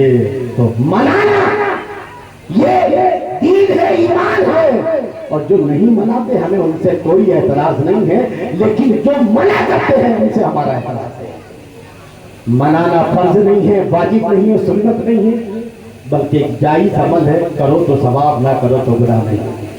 لہذا نہ منانے والے پر کوئی اعتراض نہیں، مگر وہ مولوی وہ ملے جو ہے جو حضور کی ولادت پاک منانے کو بدعت کہتے ہیں، ہمیں ان سے چیلنج ہے، ان کے علم سے، ان کے عقیدے کو میں چیلنج کرتا ہوں۔ آپ بیٹھو، میں ثابت کروں گا قرآن سے کہ نبی کی ولادت منانا یہ اسلام کے مطابق ہے، تم ثابت کرو کہ نبی کی ولادت منانا بدعت ہے اور حرام ہے، ناجائز ہے۔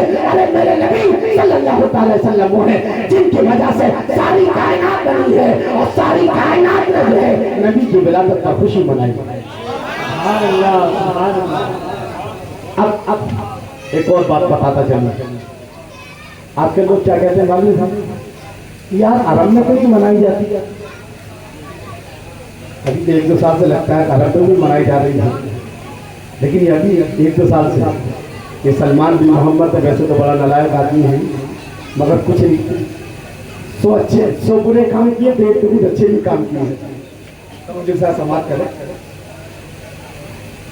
لوگ کہتے تھے صاحب یہ عرب میں نہیں منائے جاتے، یہ انڈیا، پاکستان، بنگلہ یہ دیش یہی تو منایا جاتا باقی عرب میں، اور دلیل کیا ہے؟ تو مجھے ساتھ سماعت کیجیے۔ کہتے ہیں اسلام عرب سے نکلا نہیں، تو اگر عید میلاد منانا جائز ہوتا تو پھر عرب والے منائیں گے، بات تو بڑی معقول ہے۔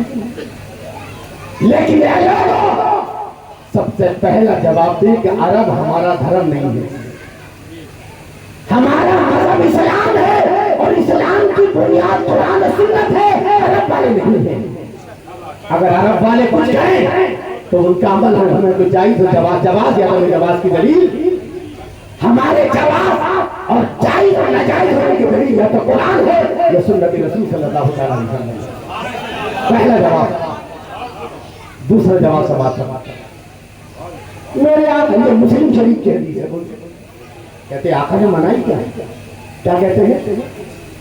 آج مسلم شریف کے حدیث اللہ کے رسول صلی اللہ علیہ وسلم نے سے صحابہ نے پوچھا، یا رسول اللہ جب پیر کا دن آتا ہے تو آپ روزہ کیوں رکھتے ہیں؟ جب پیر کا دن آتا ہے تو آپ روزہ کیوں رکھتے ہیں؟ تو جواب سنو، اے میرے میلاد کو بدعت کہنے والوں، ناجائز والوں، جواب سنیے۔ کیا میرے نبی صلی اللہ علیہ وسلم ارشاد فرماتے ہیں، صحابہ سنو، اسی دن میں پیدا ہوا اور اسی دن مجھ پر قرآن نازل کیا گیا، اس لیے میں ہر پیر کو روزہ رکھتا ہوں۔ سبحان اللہ۔ اس کا مطلب کیا ہوا؟ نبی اپنی ولادت کی خوشی میں روزہ رکھ رہے ہیں، ہے نا؟ اب کہو کہ صاحب ایسی سیم جیسے آپ کرتے ہیں ایسا لا کے دکھاؤ، تو میں کہتا ہوں سیم والا قرآن بھی لا کے دکھا دو، جیسا حضور کے زمانے میں تھا۔ حضور کے زمانے میں میں نے کل بتایا تھا، پرسوں یاد ہوگا، ابو لہب دشمن کافر، ایسا کافر کہ جس کی برائی میں سورہ لہب یعنی تبت یدا نازل ہوئی۔ سناؤ امام الوہابیہ محمد بن عبد الوہاب نجدی اپنی کتاب میں لکھتے ہیں، بخاری شریف والے پہلے بخاری شریف کی حدیث سماعت کرنا۔ ابو لہب مر گیا، اور مرنے کے بعد جب اس کے گھر والوں نے دیکھا خواب میں تو پوچھا، بھیا کیسی گزر رہی ہے؟ ٹھیک ٹھاک گزر رہی ہے، کوئی تکلیف تو نہیں ہے؟ تو ابو لہب جواب دیتا ہے، بڑی بری طرح میری دھلائی ہو رہی ہے، پٹائی ہو رہی ہے، بہت عذاب دیا جاتا ہے، بہت تکلیف میں، مگر جب پیر کا دن آتا ہے، بخاری شریف کی حدیث ہے، کیا ہے؟ آتی ہے بخاری، آتا ہے بخاری کو بخاری نہیں آتی۔ ساتھ سماعت کریں، بخاری سمجھنا ہے تو عشق رسول پہلے پیدا کرو، تب بخاری بھی سمجھ میں آئے گا، حدیث سمجھ میں آئے گا۔ بخاری شریف قرآن کے بعد جس کتاب کا نمبر ہے، ابو لہب کو اس کے گھر والوں نے دیکھا بہت پریشان ہے، کہا لیکن جب پیر کا دن آتا ہے، کون سا دن آتا ہے؟ پیر کا دن، تو کہتا ہے کہ میری دونوں انگلیوں سے پانی کے چشمے نکلتے ہیں تو میں چوستا ہوں تو مجھے سکون ملتا ہے۔ یعنی پورے ہفتے پٹائی ہوتی ہے، لیکن جب پیر کا دن آتا ہے میری دونوں انگلیوں سے پانی کے چشمے نکلتے ہیں، مجھے سکون ملتا ہے، میرے عذاب میں کمی کر دی جاتی ہے، میرے عذاب میں ہلکا پن ہو جاتا ہے۔ یہ پیر کا دن اور یہ انگلی سے دونوں چشمے، یہ کیا میٹر کیا ہے دراصل میں؟ اللہ کے رسول صلی اللہ تعالیٰ علیہ وسلم جب پیدا ہونے والے ہیں، ابو لہب کون ہے؟ حضور کا چچا۔ ابو لہب نے کہا جاؤ میرے بھائی عبداللہ کے گھر میں کسی عورت کی ضرورت ہے، بچہ پیدا ہونے والا، جاؤ جا کے ان کی مدد کرو۔ تو ابو لہب کی باندھی صوبیہ، یہی وہی صوبیہ ہے کہ اللہ کے رسول صلی اللہ تعالیٰ علیہ وسلم نے دنیا میں آ کر سب سے پہلے جن کا دودھ پیا ہے وہ حضرت صوفیہ ہے، اور دوسرے نمبر پر آپ کی والدہ حضرت آمنہ ہے، اور تیسرے نمبر پر جنہوں نے حضور کو دودھ پلایا وہ حضرت حلیمہ سعدیہ رضی اللہ تعالیٰ عنہا ہے۔ آئیں حضور پیدا ہوا، اب انہیں چلا میرے آقا خوش ہو جائیے، آپ کے بھائی عبدالمرحوم بھائی عبداللہ کے گھر میں بیٹا پیدا ہوا، چاند سا بیٹا پیدا ہوا۔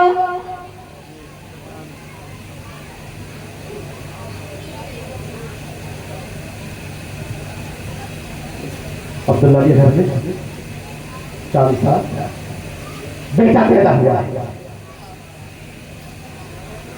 مانے خوشی کے کہ میرے بھتیجا پیدا ہوا ہے، تم کے ساتھ بات کر رہا ہے۔ ایک کافر، مومن کی بات نہیں ہو رہی، کس کی بات ہو رہی؟ وہ کافر جس کی برائی میں سورہ لہب نازل ہو، اس کافر کو قبر میں پورے دن عذاب ہوتا ہے، پورے ہفتے، مگر پیر کے دن عذاب میں ہلکا بنا جائے، عذاب کم کر دیا جائے۔ کیوں؟ کیونکہ جب ابو لہب کی باندھی صوفیہ نے کہا آقا آپ کا بھتیجا پیدا ہوا ہے، تو یہ خوش ہو گیا، ہاں میرا بھتیجا پیدا ہوا ہے، فوراً خوشی کے مارے کھڑے ہو جاتا ہے اور کہتا جاؤ صوفیہ تم نے آج ہمیں خوشخبری دی ہے، ہمارے بھتیجا پیدا ہوا ہے، جاؤ آج سے ہم نے تمہیں آزاد کر دیا ہے۔ تو انہی دونوں انگلیوں سے اس نے اشارہ کیا تھا، جاؤ۔ توجہ آپ کی، آپ اس ایکشن کو سمجھیں گے؟ یہ کھڑا ہو جاتا ہے خوشی کے مارے اور کیا کہا، صوفیہ جاؤ آج تم نے خوشخبری دی ہے، ہمارے بھائی عبداللہ کے گھر میں چاند سا بچہ پیدا ہوا ہے، جاؤ ہم نے تمہیں آزاد کر دیا، آج سے تم آزاد ہو۔ تو اللہ نے کافر حضور کی پیدائش پر اگر خوشی منائے اور خوشی میں اپنی باندھی تو آزاد کرے، تو اللہ تعالیٰ قبر میں اس کا عذاب میں ہلکا پن کر دے۔ ایک مومن خوشی منائے تو اس کا عالم کیا ہوگا؟ اور امام البہاویہ محمد بن عبد الوہاب نزدی نے خود لکھا ہے اس بات پر، اس سے پتہ چلا بخاری شریف کی کہ میرے نبی صلی اللہ تعالیٰ علیہ وسلم کی آمد پر اگر ایک کافر کو خوشی منانے سے مرنے کے بعد، جب تک کافر کے مرنے کے بعد اس کا کوئی عمل کام، لیکن اگر اس کا تعلق میرے نبی سے تو وہ کام ضرور آئے گا۔ اس نے لکھا کہ اگر ایک کافر کے عذاب میں ہلکا بنا سکتا ہے تو ایمان والوں کو جو ہے عید میلاد منانے کی خوشی میں کتنا اللہ تعالیٰ فرمائے گا۔ بہرحال یہ بات ہو گئی۔ اب آئیے صاحب کیا بات کریں، عرب میں سعود، عرب میں عید میلاد نہیں منایا جاتا، تب سے ساتھ سماعت کیجیے گا۔ جیسی ربیع الاول کا چاند نظر آتا ہے، ان کو فلسطین کی فکر نہیں ہے، اس کی فکر ہے کہ لوگ ربیع الاول نہ منائیں، یہ بدعت ہے، یہ ناجائز ہے، یہ شرک ہے، یہ بلا ہے۔ ارے فلسطین کی فکر کرو، ہندوستان کی فکر کرو کہ ہماری مسجد خطرے میں ہے، ہماری 9 لاکھ ایکڑ زمین جس کی قیمت 2 لاکھ کروڑ سے زیادہ ہے، وہ خطرے میں ہے، ہمارا ایمان خطرے میں ہے، ہماری جان خطرے میں ہے، اور تم ابھی تک جائز و ناجائز کے پیمانے لے کے بیٹھے مولوی ہو، تمہیں اور کچھ کام نہیں ہے؟ تمہارا فرض تھا کہ تم اس قوم کو متحد کر دے، اس کو تم پہلے خود متحد ہوتے مولوی ہو، چاہے کسی بھی مسلک کے ہو، تمہیں مشترک ملی مسائل میں یاد رکھنا میرا ایک جملہ کوئی قلم نہ اٹھائے، میں اپنے ہر جملے کا ذمہ دار ہوں، اور دنیا کا کشمیر سے لے کے کوئی کشمیر سے کنیاکماری تک کسی بھی مفتی کے سامنے بیٹھنے کو تیار ہوں۔ اگر تم یہ کہتے ہو کہ نہیں اس سے اتحاد نہیں ہو سکتا، میں قرآن کی آیتیں پیش کروں گا، حدیثیں پیش کروں گا کہ میرے نبی صلی اللہ علیہ وسلم جب مدینے میں آئے تو آپ نے یہودیوں سے جو ہے معاہدہ کیا ہے، آپ نے جو ہے دو لوگوں سے معاہدہ کیا ہے، اے مولویوں تم نے قوم کو ایک کرنے کی بجائے تم نے قوم کو بانٹا ہے، اور آج اس کی سزا سوکھے تنکے کی طرح بکھرے ہوئے ہیں ہم لوگ، سوکھے تنکے کی طرح مشترک ملی مسائل کی بات کر رہا ہوں، میں عقیدے کی بات نہیں کر رہا ہوں۔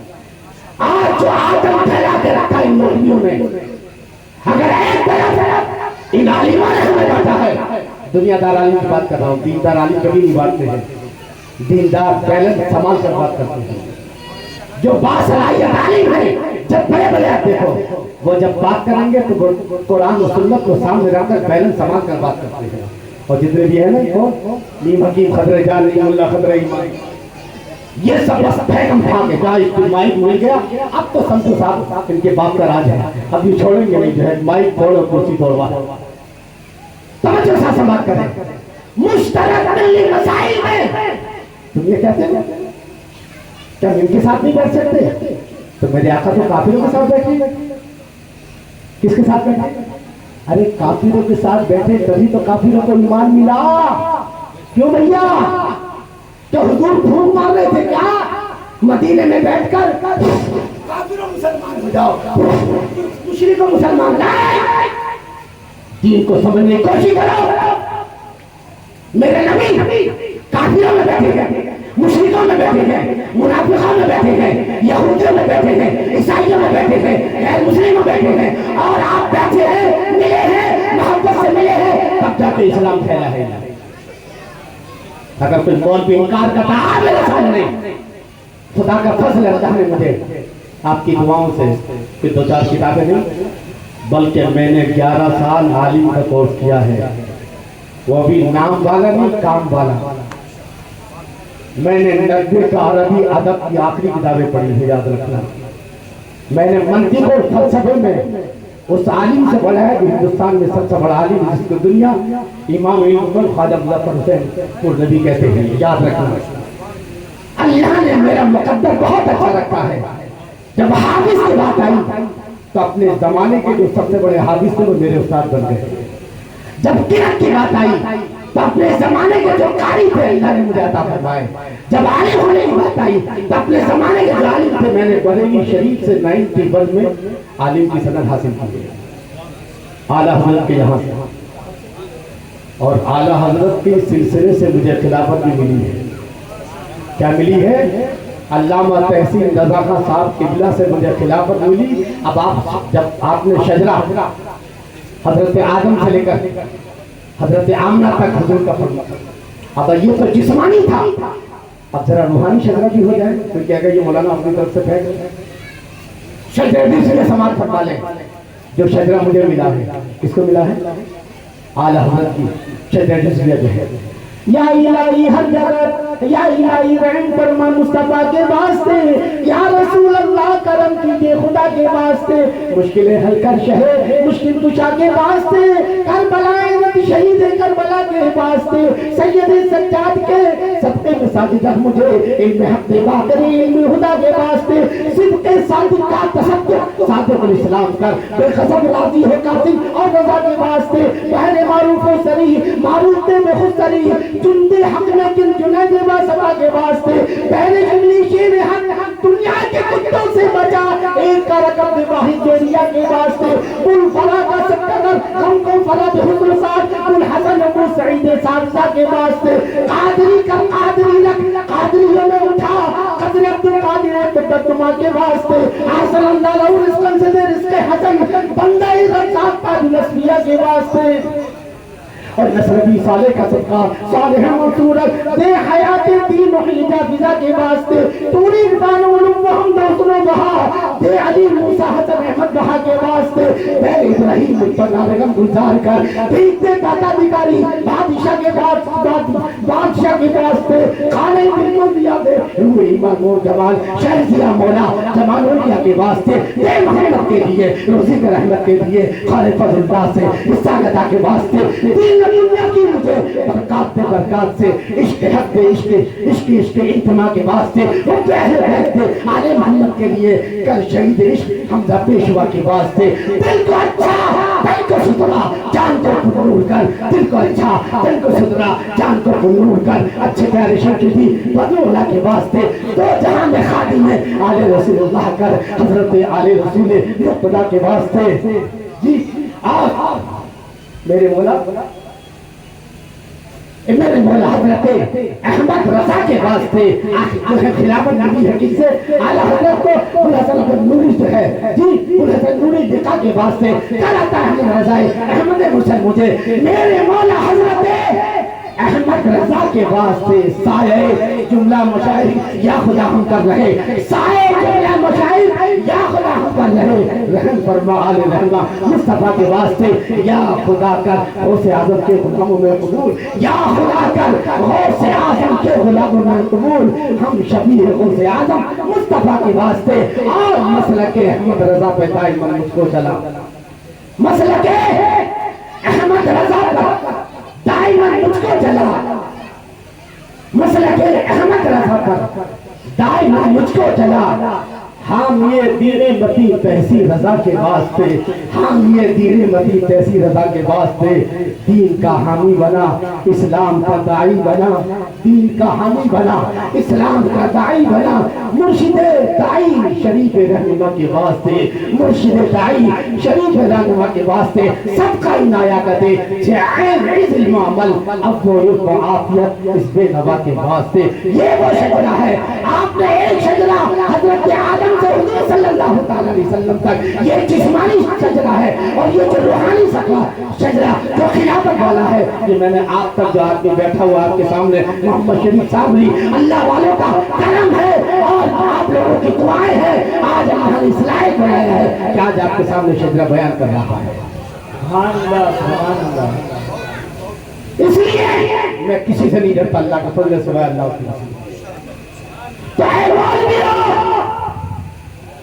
اللہ کا فضل ہے اگر حافظ کی بات آ جائے تو میں اکیلے 1 لاکھ حافظوں کا اکیلے کافی نہ 1 لاکھ کی بات کر رہا 1000 کی نہیں اور اگر قاریوں کی بات آتی ہے میرے رب کا کرم قاریوں کی دعائیں ہیں میرا کچھ بھی نہیں ہے 33 نعمت قاریوں کی بات آ جائے تو اپنے جیسا قاری دور تک نظر نہیں آتا ہے یہ اللہ کا عالم کی بات آ جائے تو میں صرف مقرر نہیں ہوں بلکہ جب درس گاہ میں بیٹھتا ہوں پڑھانے کے لیے بخاری شریف شریعہ قائد ملا حسن میں خود پڑھا چکا ہوں منطق کی بڑی بڑی کتابیں بخاری حدیث کی اصول فقہ کی بڑی بڑی کتابیں پڑھا چکا ہوں اللہ کا فضل ہے لاکھوں میں کوئی مدرس ایک تو اس کا نام ہے محمد شریف صابری مقرر کی بات آئے اور لاکھوں کی بات آئے اللہ کا فضل ہے اور اللہ نے سب سے بڑھ کر جو ہے اپنے نبی کی محبت عطا فرمائی ہے اور نبی کی امت کی لیکن مجھے دکھ ہے کہ آج میرے نبی کی امت کو بانٹا جا رہا ہے اے علماء آپ بھی وقت ہے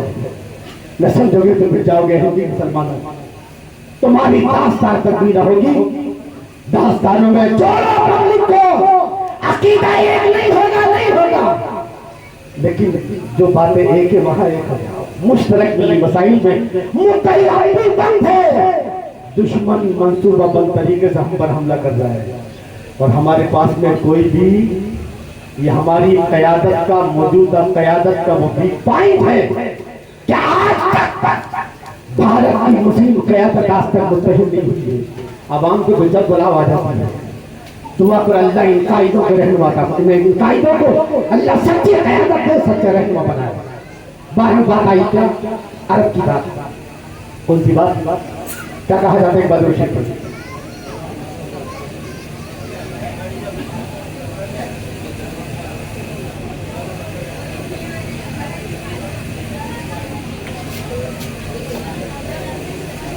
حضرات کل تو جلوس نہیں نکلے گا انشاءاللہ، 18 تاریخ کو جلوس نکلے گا۔ آپ کو سارا کام وہی کرنا ہے جو کرتے تھے، وہی کرنا ہے۔ گھر کو سجانا ہے، فاتحہ ہے، مبارک کی زیارت ہے، سارے کام کرتے ہیں، صرف جلوس کو چھوڑ کر۔ اللہ نے چاہا انشاءاللہ جلوس بھی آئے گا اپنے ٹائم پر جو ہے۔ بہرحال اس وقت ہمارے ستارے گردش میں چل رہے ہیں جی۔ سب کے ساتھ سماعت کریں۔ پہلی چیز تو یہ کہ جلوس محمدی کے آداب ابھی سمجھ، جلوس نکالنا یہ دیوانوں کی سنت ہے۔ میرے نجف جب پیدا ہوئے تو آسمانی مخلوق جلوس کی شکل میں آتی تھی اور حضور پر صلاۃ و سلام کرتی تھی۔ آسمانی مخلوق، فرشتے، چرند و پرند، جنت کی حوریں جلوس کی شکل اور نبی پر بہرحال۔ تو جلوس محمدی کے آداب یہ بہت غلط بات ہے کہ ہمارے علماء کتنا بھی کہتے ہیں پھر بھی جلوس میں ڈی جے بجایا جاتا ہے۔ کرانچی نگر کے سچے مسلمانوں میں سچی بات آپ کو سچے انداز میں آپ تک پہنچا رہا ہے۔ یہ ڈھول تاشا میرے نبی کو پسند نہیں ہے۔ میرے نبی کی بارگاہ تو وہ ہے کہ ایک صحابی کی آواز اونچی ہو جائے تو اللہ فرماتے لا ترفعوا اصواتکم، تمہاری آواز نبی کی آواز سے اونچی۔ یہ نبی کا جلوس ہے، اس کا ادب یہ ہے کہ وضو نکلو، کیا نکلو؟ ناز شریف پڑھتے ہوئے جاؤ، نگاہیں نیچی ہو، جہاں جہاں نماز کا وقت آ جائے وہی جلوس روک کر نماز ادا کرو۔ مگر ڈی جے بجانا حرام ہے، حرام ہے، حرام ہے۔ میرے مسلمانوں خدا کے لیے باس آباد، اگر ہم بھی ڈی جے بجائیں گے تو گنپتی کے جلوس کو ہمارے جلوس میں کیا کرتے ہیں؟ اور یہ بات کئی سال پہلے کمشنر آف تھانہ نے یہ بات کہی تھی مسلمان ذمہ دار مسلمانوں کو کہ تمہارے جلوس میں گنپتی کے جلوس میں کوئی فرق نہیں سوائے اس کے کہ اس میں غلام نہیں ہوتا ہے، باقی سارا یہاں بھی ناچا جاتا ہے، ادھر بھی ناچا جاتا ہے، ادھر بھی گندے گانے لگتے ہیں، ادھر بھی جو ہے نعرے جو جس کے من میں آتا نعرہ لگاتا، کوئی پابندی نہیں۔ یہ جلوس محمدی ہے۔ تمہیں یہ ثابت کرنا ہوگا کہ محمد وہ ہے جنہوں نے دنیا کو انسانیت سکھائی ہے، جنہوں نے دنیا کو اخلاق سکھایا ہے۔ میرے نبی آئے تو دنیا کھانا نہیں جانتی تھی، آپ نے ان کو کھانا سکھایا ہے۔ پہننا نہیں جانتی تھی، پہننا سکھایا ہے۔ زندگی گزارنا نہیں آتا تھا، زندگی گزارنا سکھایا ہے۔ میرے نبی جب پیدا ہوئے تو چاروں طرف ظلم ہو رہا تھا، میرے نبی نے ظلم کو ختم کیا ہے۔ یہ عورتوں پر ظلم ہوتا تھا، میرے نبی نے عورتوں پر ظلم ختم کیا۔ چاروں طرف شرک و بت پرستی تھی، سب ختم ہو گئی، اور میرے نبی نے ساری دنیا کو لا الہ الا اللہ محمد رسول اللہ کے پرچم تلے لا کر کے ساری دنیا میں انسانیت، اخلاق اور ساری دنیا کو محبت کا درس دیا ہے۔ لہذا جلوس نکالیں گے تو کیسا نکالیں گے؟ ڈی جے نہیں ہونا چاہیے۔ آپ ہاتھ اٹھائیے ذرا، اور اگر کوئی نکالے گا جو ڈی جے بجائے گا تو آپ اسے محبت سے سمجھائیں گے بھائی یہ نبی کا جلوس ہے، اگر نبی ناراض ہو گئے یقیناً ناراض ہوں گے۔ میرے نبی کو ڈھول تاشا پسند نہیں ہے، میرے نبی کو تو سر جھکاتے ہوئے درود شریف پڑھنا، اللہ کا ذکر کرنا پسند ہے۔ لہذا اگر کوئی ہمارا نوجوان جذبات میں آ کے ڈی جے بجائے تو آپ سے سمجھاؤ، دیکھو تم نبی کی محبت میں کر رہے ہیں، تو نبی کی محبت تو یہ ہے کہ نبی کے کہنے پہ چلا چلا۔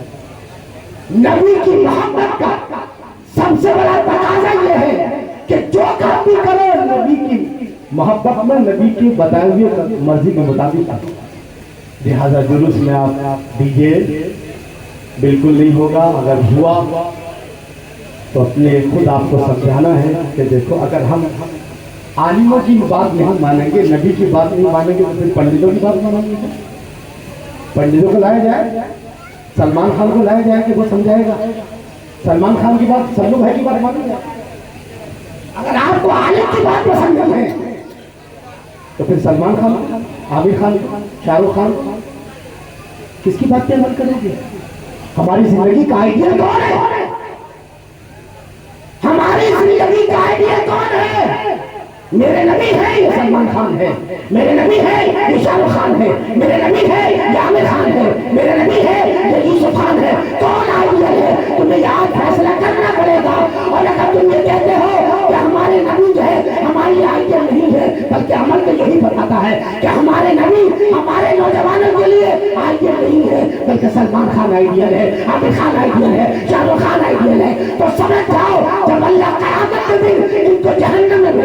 تو ان کے ساتھ سارے چاہنے والوں کو جہنم میں بھیجے گا۔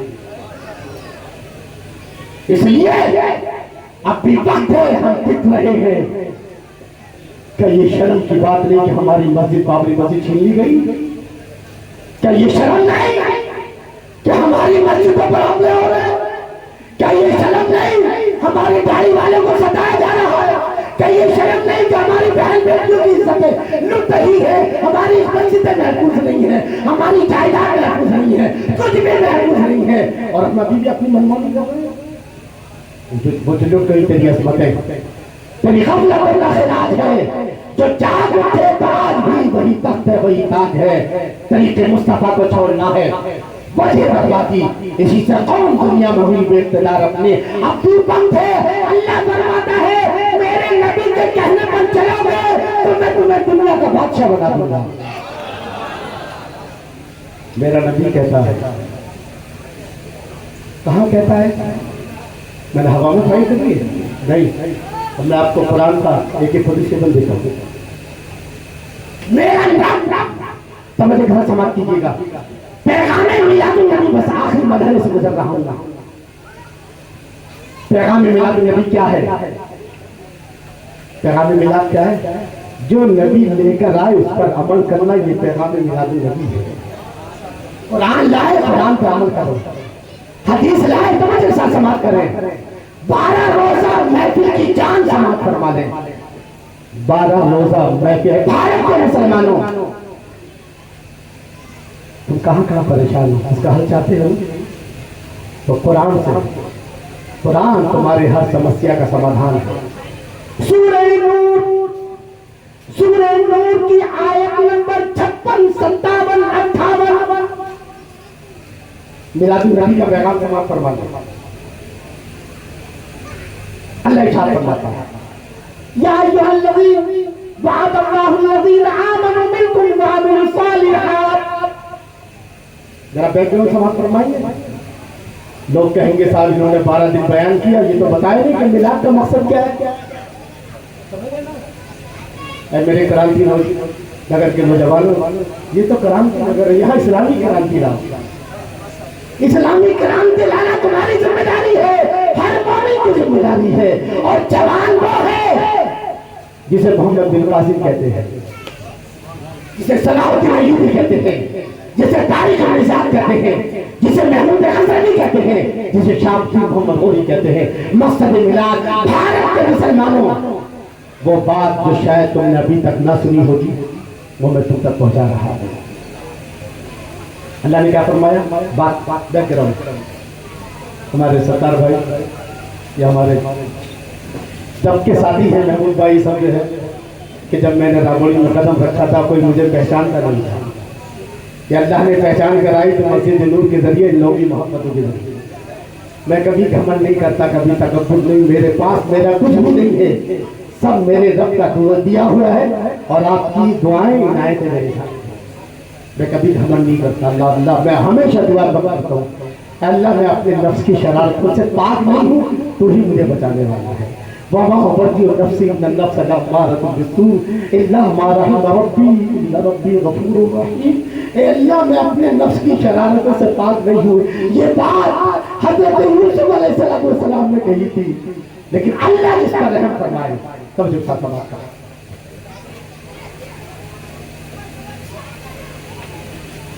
حضور مدینے میں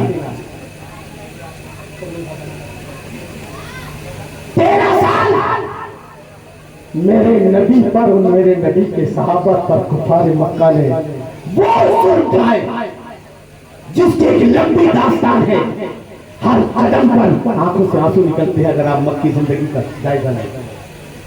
اور جب مدینے میں تو کے ساتھ سماعت کریں، بھارت کے مسلمانوں کی سمسیا کیا ہے، میں اس طرف جا رہا ہوں۔ 5-10 منٹ کے اندر آپ کو وہ مل جائے گا اگر آپ عمل کریں گے کہ جو شاید مشکل سے ملا ہوگا۔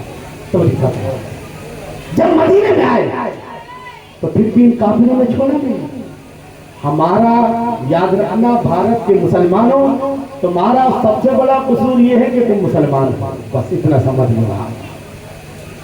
سب سے بڑا قصور کیا ہے؟ ہاں بس بس بس۔ اور اللہ ارشاد فرماتا ہے یا ایھا الذین آمنوا لا تطیعوا الذین کفروا یردوکم علی اعقابکم فتنقلبوا خاسرین بل اللہ مولاکم وہو خیر الناصرین سنلقی فی قلوب الذین کفروا الرعب بما اشرکوا باللہ ما لم ينزل به سلطانا. سورہ آل عمران کی آیت ہے. اللہ فرماتا ہے اے ایمان والو اگر تم کافروں کے کہنے پر چلو گے. تاکہ بھائی یہ بھی ہمارے سب سے اول کے ہمارے دوست تھے, حالات نے بہت دور کر دیا, انشاءاللہ پھر قریب ہو جائیں گے. اللہ اشارہ بتاتا ہے اے ایمان والو اگر تم تب محمود بھائی بہت توجہ کے ساتھ سماعت کریں. یہ میرا نہیں بلکہ کس کا کرام سب سے بڑے مولانا کا, سب سے بڑا مولانا کون ہے؟ انت مولانا فانصرنا علی القوم الکافرین, ہے نا. اللہ ارشاد فرماتا ہے اگر تم کافروں کے کہنے پر چلو گے, پولیس کہہ رہی ہے ایسا ہے, حکومت چاہتی ہے مسلمان ایسا کرے, کوئی بھی ایسا ہے. اگر تم اس آیت کا ترجمہ بتا رہا, سورہ آل عمران کی آیت کا ترجمہ, یہ چوتھے بارے میں نمبر یاد نہیں ہے مجھے, میں نے پڑھنے سنا دیا. اگر تم کافروں کے کہنے پر چلو گے تو یہ کافر تمہیں وہاں تک لے جائیں گے جہاں تم واپس وہیں تک جہاں سے چلے تھے کفر میں, یہ آپ کو آہستہ آہستہ کفر تک لے جائیں گے, یہ تمہیں واپس کافر کر دیں گے.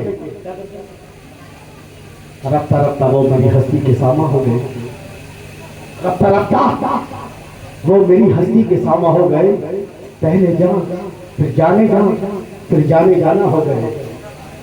یہ رفتہ رفتہ جو ہے, اگر ہم رفتہ رفتہ اسی طرح کافروں کے کہنے پر چلتے رہے تو ایک دن ہمیں واپس گھر واپسی کرا دیں گے, یعنی اور اس وقت تم پلٹو گے بہت خسارے ہیں. لوگوں کسی پر اعتماد نہ کرو, اللہ پر اعتماد کرو, اللہ تمہارا مولا ہے.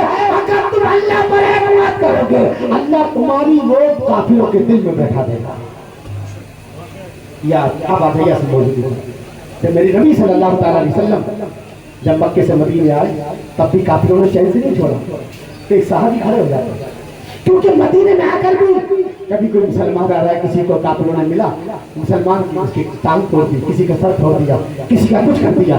مسلمانوں کا ہر وقت ہتھیار باندھ کے رہنا پڑتا تھا مدینے میں, نہ جانے کب کس طرف سے مسلمان پر حملہ ہو جائے. تو ایک صحابی بہت دیکھیے کام کی بات ہے, اگر آپ نے مس کر دی تو کوئی بات نہیں, یوٹیوب پر تو آ جائے گا کل انشاءاللہ, لیکن لائیو کی بات الگ ہے. وہ جذبات جو لائیو میں ہے وہ وہاں نہیں ملیں گے, سب ایک ساتھ سماعت کریں. تو ایک صحابی کھڑے ہوتے ہیں, یا رسول اللہ ہم 13 سال مکے میں جب تو بھی پڑھتے رہے, ہم مدینے میں تو بھی پڑھ رہے ہیں, کبھی ہمارا وقت آئے گا, کبھی ہمارے اچھے دن آئیں گے, کبھی ہمارے اچھے دن آئیں گے. یہ کافر ہمیں مکے میں مارتے رہے, ہم پھٹتے پھٹتے مدینے میں آ گئے اور یہ ابھی بھی ہمارا پیچھا نہیں چھوڑ رہے ہیں. توجہ آپ کیا, اب میرے آقا فرماتے ہیں, ابھی آقا نہیں فرما رہے, جبرائیل حاضر ہو گئے. اللہ ارشاد فرماتا, اللہ جواب دیتا ہے سوال کرنے والے سن, تم مکے میں پٹے اور مدینے میں بھی تمہیں یہ کافر پیچھا کر کر کے مارنا, کبھی سر توڑتے کبھی ٹانگیں توڑتے. اس طرح سے مسلمان حضور کے پاس زخمی حالت میں آتے ہیں اور تم ابھی بھی پٹ رہے. سنو تمہارا وقت آنے والا ہے. کیا ہے؟ وعد اللہ الذین آمنوا منکم وعملوا الصالحات. ایک بار نعرہ لگا دیں حضرت.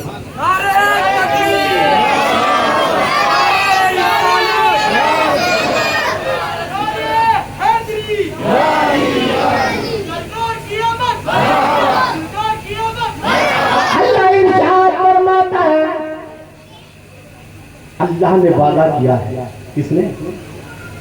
اللہ وعدہ کرتا ہے تم میں سے جس کا ایمان مضبوط ہوگا اور عمل پکا ہوگا, نیک عمل کرے گا. اللہ کو ہم سے 2 چیزیں چاہیے. کیا چاہیے؟ 2 چیزیں, ایمان اور عمل.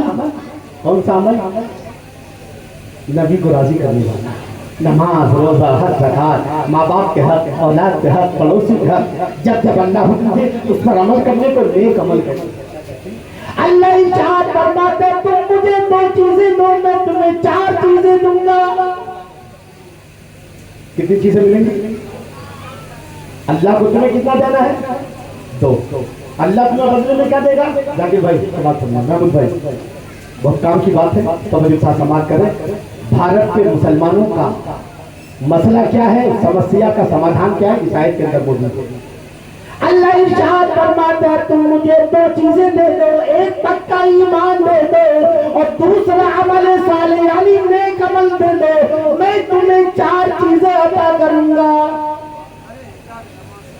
آج ہم کیوں مار کھا رہے ہیں اس لیے کہ حکومت ان کے پاس ہے یہی وجہ ہے نا ہمارے مولویوں نے جب خانقاہ والوں نے خانقاہ کے کونے پکڑ لیے اماموں نے مسجدوں کے کونے پکڑ لیے مدرسے والے نے مدرسے کے کونے پکڑ لیے سیاست چھوڑ دی اللہ نے کہا میں تمہیں سزا مولویوں میں تمہیں بتاؤں گا سیاست اسلام کا اٹوٹ حصہ ہے سیاست اسلام کی شان ہے اسلام کی جان ہے اور جو یہ کہے کہ سیاست کا اسلام سے کوئی تعلق نہیں وہ شیطان تو ہو سکتا ہے مگر رحمان کا بندہ ہرگز نہیں ہو سکتا ہے تو جیسا سماعت کرنا اللہ نے فرمایا تم مجھے 2 چیزیں دو میں تمہیں 4 چیزیں دوں گا پہلی چیز کیا ہے لا یستخلفنہم فی الارض کما استخلف الذین من قبلہم میں تمہیں حکومت دوں گا کیا دوں گا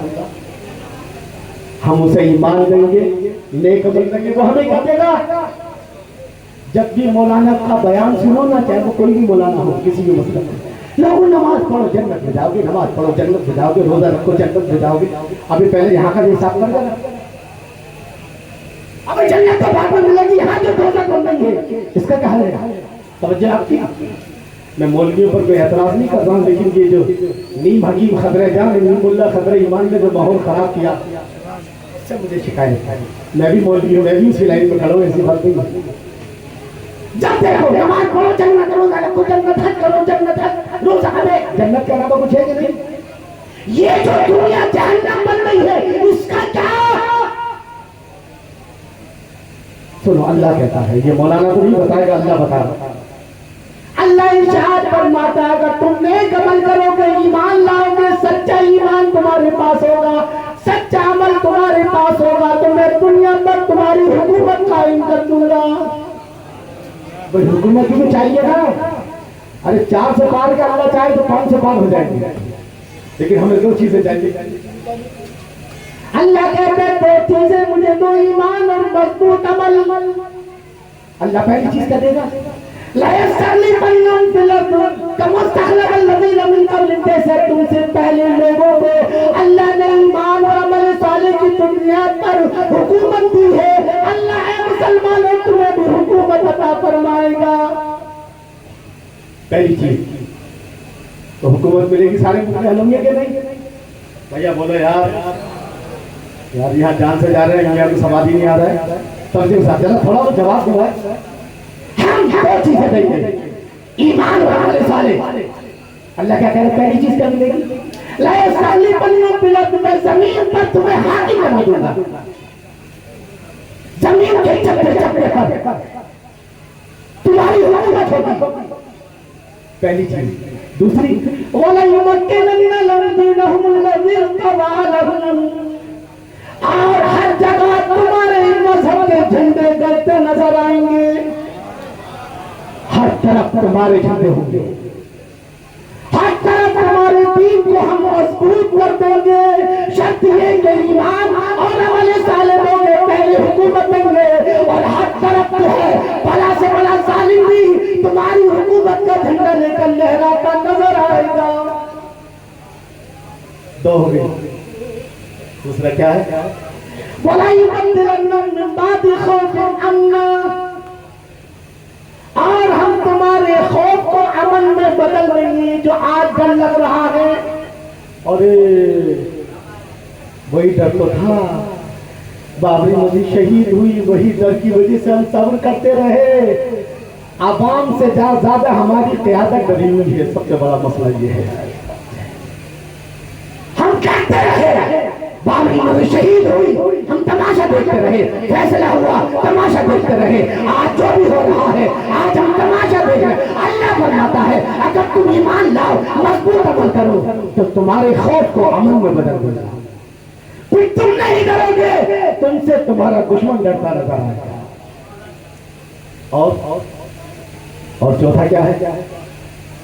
ذرا لوک سبھا الیکشن 2024 کے لوک سبھا الیکشن سے پہلے کا منظر یاد ہے؟ مودی ہے تو سب کچھ ہے، ہر آدمی کہہ رہا تھا بس مودی ہے، اس کے آگے کسی کی نہیں چلے گی، یہی تھا نا۔ یہ سیاست کی بات نہیں ہے، سیاست اسلام کا حصہ ہے۔ آج مسلمانوں کو ڈرایا جا رہا ہے، جب تک ہم اپنے دلوں سے یہ ڈر ختم نہیں ہوگا جب تک یہ ظالم ہمیں ستاتے رہیں گے۔ اور میں نے پہلے کہا ہے کہ دیوانوں کا مقابلہ دیوانے کر سکتے ہیں، فرزانے نہیں۔ اس لیے یہ دیوان، یہ مسجد کو شہید کرنے والے دیوانے، یہ مسلمانوں کو موت لنچنگ میں مارنے والے دیوانے، جب تک ان کو ختم کرنے والے ہم دیوانے پیدا نہیں کریں گے جب تک ہمارے مسئلے حل ہونے والے۔ کیونکہ سپریم کورٹ نے ہم سے کہا ہے بابری مسجد کے فیصلے پر کہ آستھا کی بنیاد پر فیصلہ ہوا، تو مسلمانوں تم بھی بتا دو کہ ہماری بھی کچھ آستھا ہے، بات سمجھ میں آ رہی ہے؟ چوتھی چیز کیا ہے؟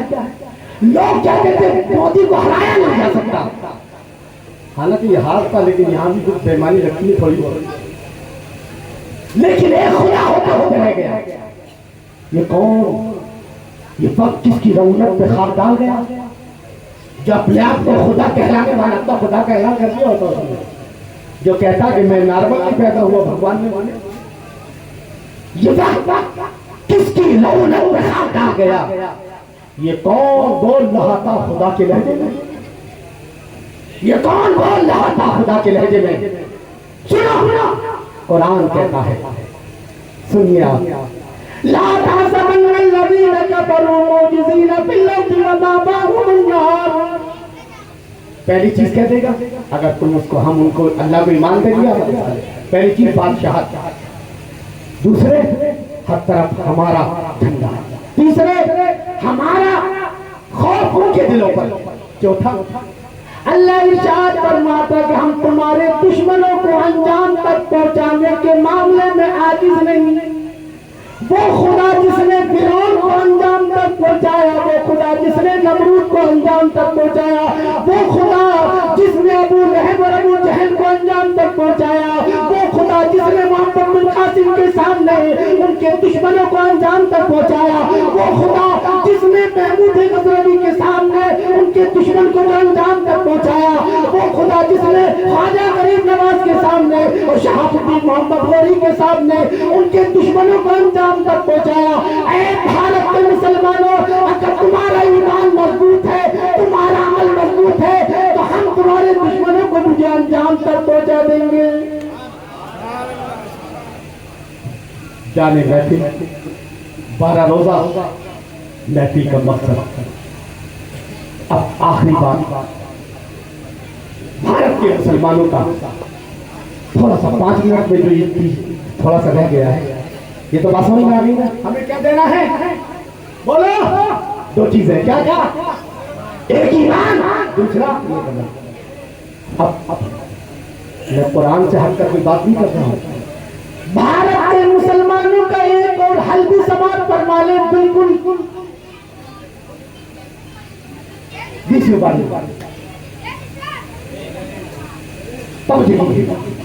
حضرت یوسف علیہ السلام مصر کے بادشاہ بنے۔ اللہ نے حضرت یوسف علیہ السلام کو مصر کا بادشاہ بنایا، بنی اسرائیل بھی بادشاہ بن گئے بڑے بڑے عہدوں پر۔ حضرت یوسف علیہ السلام نے اپنے خاندان والوں کو مصر بلا لیا اور بڑے بڑے عہدوں پر رہے، مگر یہی بنی اسرائیل جب اپنے نبی کی نافرمانی کرنے لگے، اللہ نے ان کو ظالم بادشاہ ان پر فرعون مسلط فرما دیا۔ توجہ آپ کیا؟ حضرت یوسف نے کیا دیا تھا؟ بادشاہ۔ حضرت یوسف علیہ السلام نے دو چیزیں دی تھی، ایک تو مصر والوں کو ایمان دیا تھا اور دوسرے پہ شاندار اسلامی حکومت دی تھی۔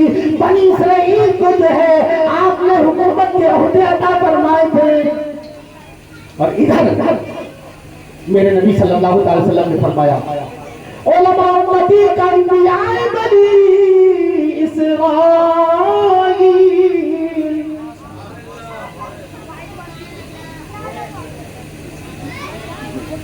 میرے نبی صلی اللہ علیہ وسلم ارشاد فرماتے ہیں میری امت کے عالم بنی اسرائیل کے نبیوں کی طرح ہوں گے۔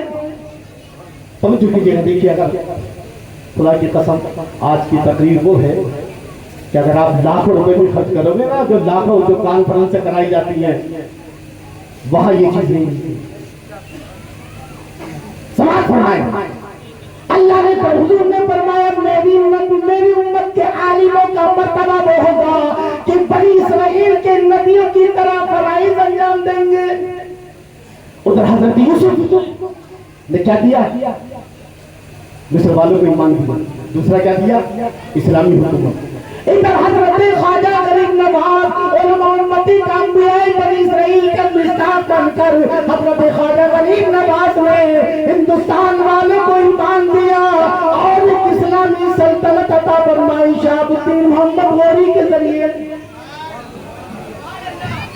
اللہ نے ارشاد فرمایا ان فرعون علا فی الارض وجعلها لها شیعا یستضعف طائفة منهم یذبح ابناءهم ویستحیی نساءهم انه کان من المفسدین ونريد ان نمن علی الذین استضعفوا فی الارض الی آخرہ۔ ایک جیسا معاملہ ہے، سمجھے آپ کیا؟ ادھر حضرت یوسف نے ایمان دیا اور اسلامی حکومت دی۔ ادھر خواجہ غریب نواز، مجھے بہت غصہ تھا اس وقت جب مولوی لوگ کہیں گے خواجہ غریب نواز نے یہ کرامت دکھائی، یہ کرامت دکھائی۔ اب ایک کرامت انہیں تو کرامت بنا کر بھیجا گیا، اٹھے تو کرامت، چلے تو کرامت جی۔ لیکن میرے خواجہ غریب نواز اس عظیم محسن کرم فرما کا نام ہے جس نے دین بھی دیا ایمان کی شکل میں اور دنیا بھی دی مسلمان بادشاہ کی شکل میں۔ وہاں کیا ہوا؟ بنی اسرائیل نے اللہ اس کے رسول کے دامن کو چھوڑا، نبیوں کے کہنے کو چھوڑا، عیاشی کرنے لگے۔ اللہ نے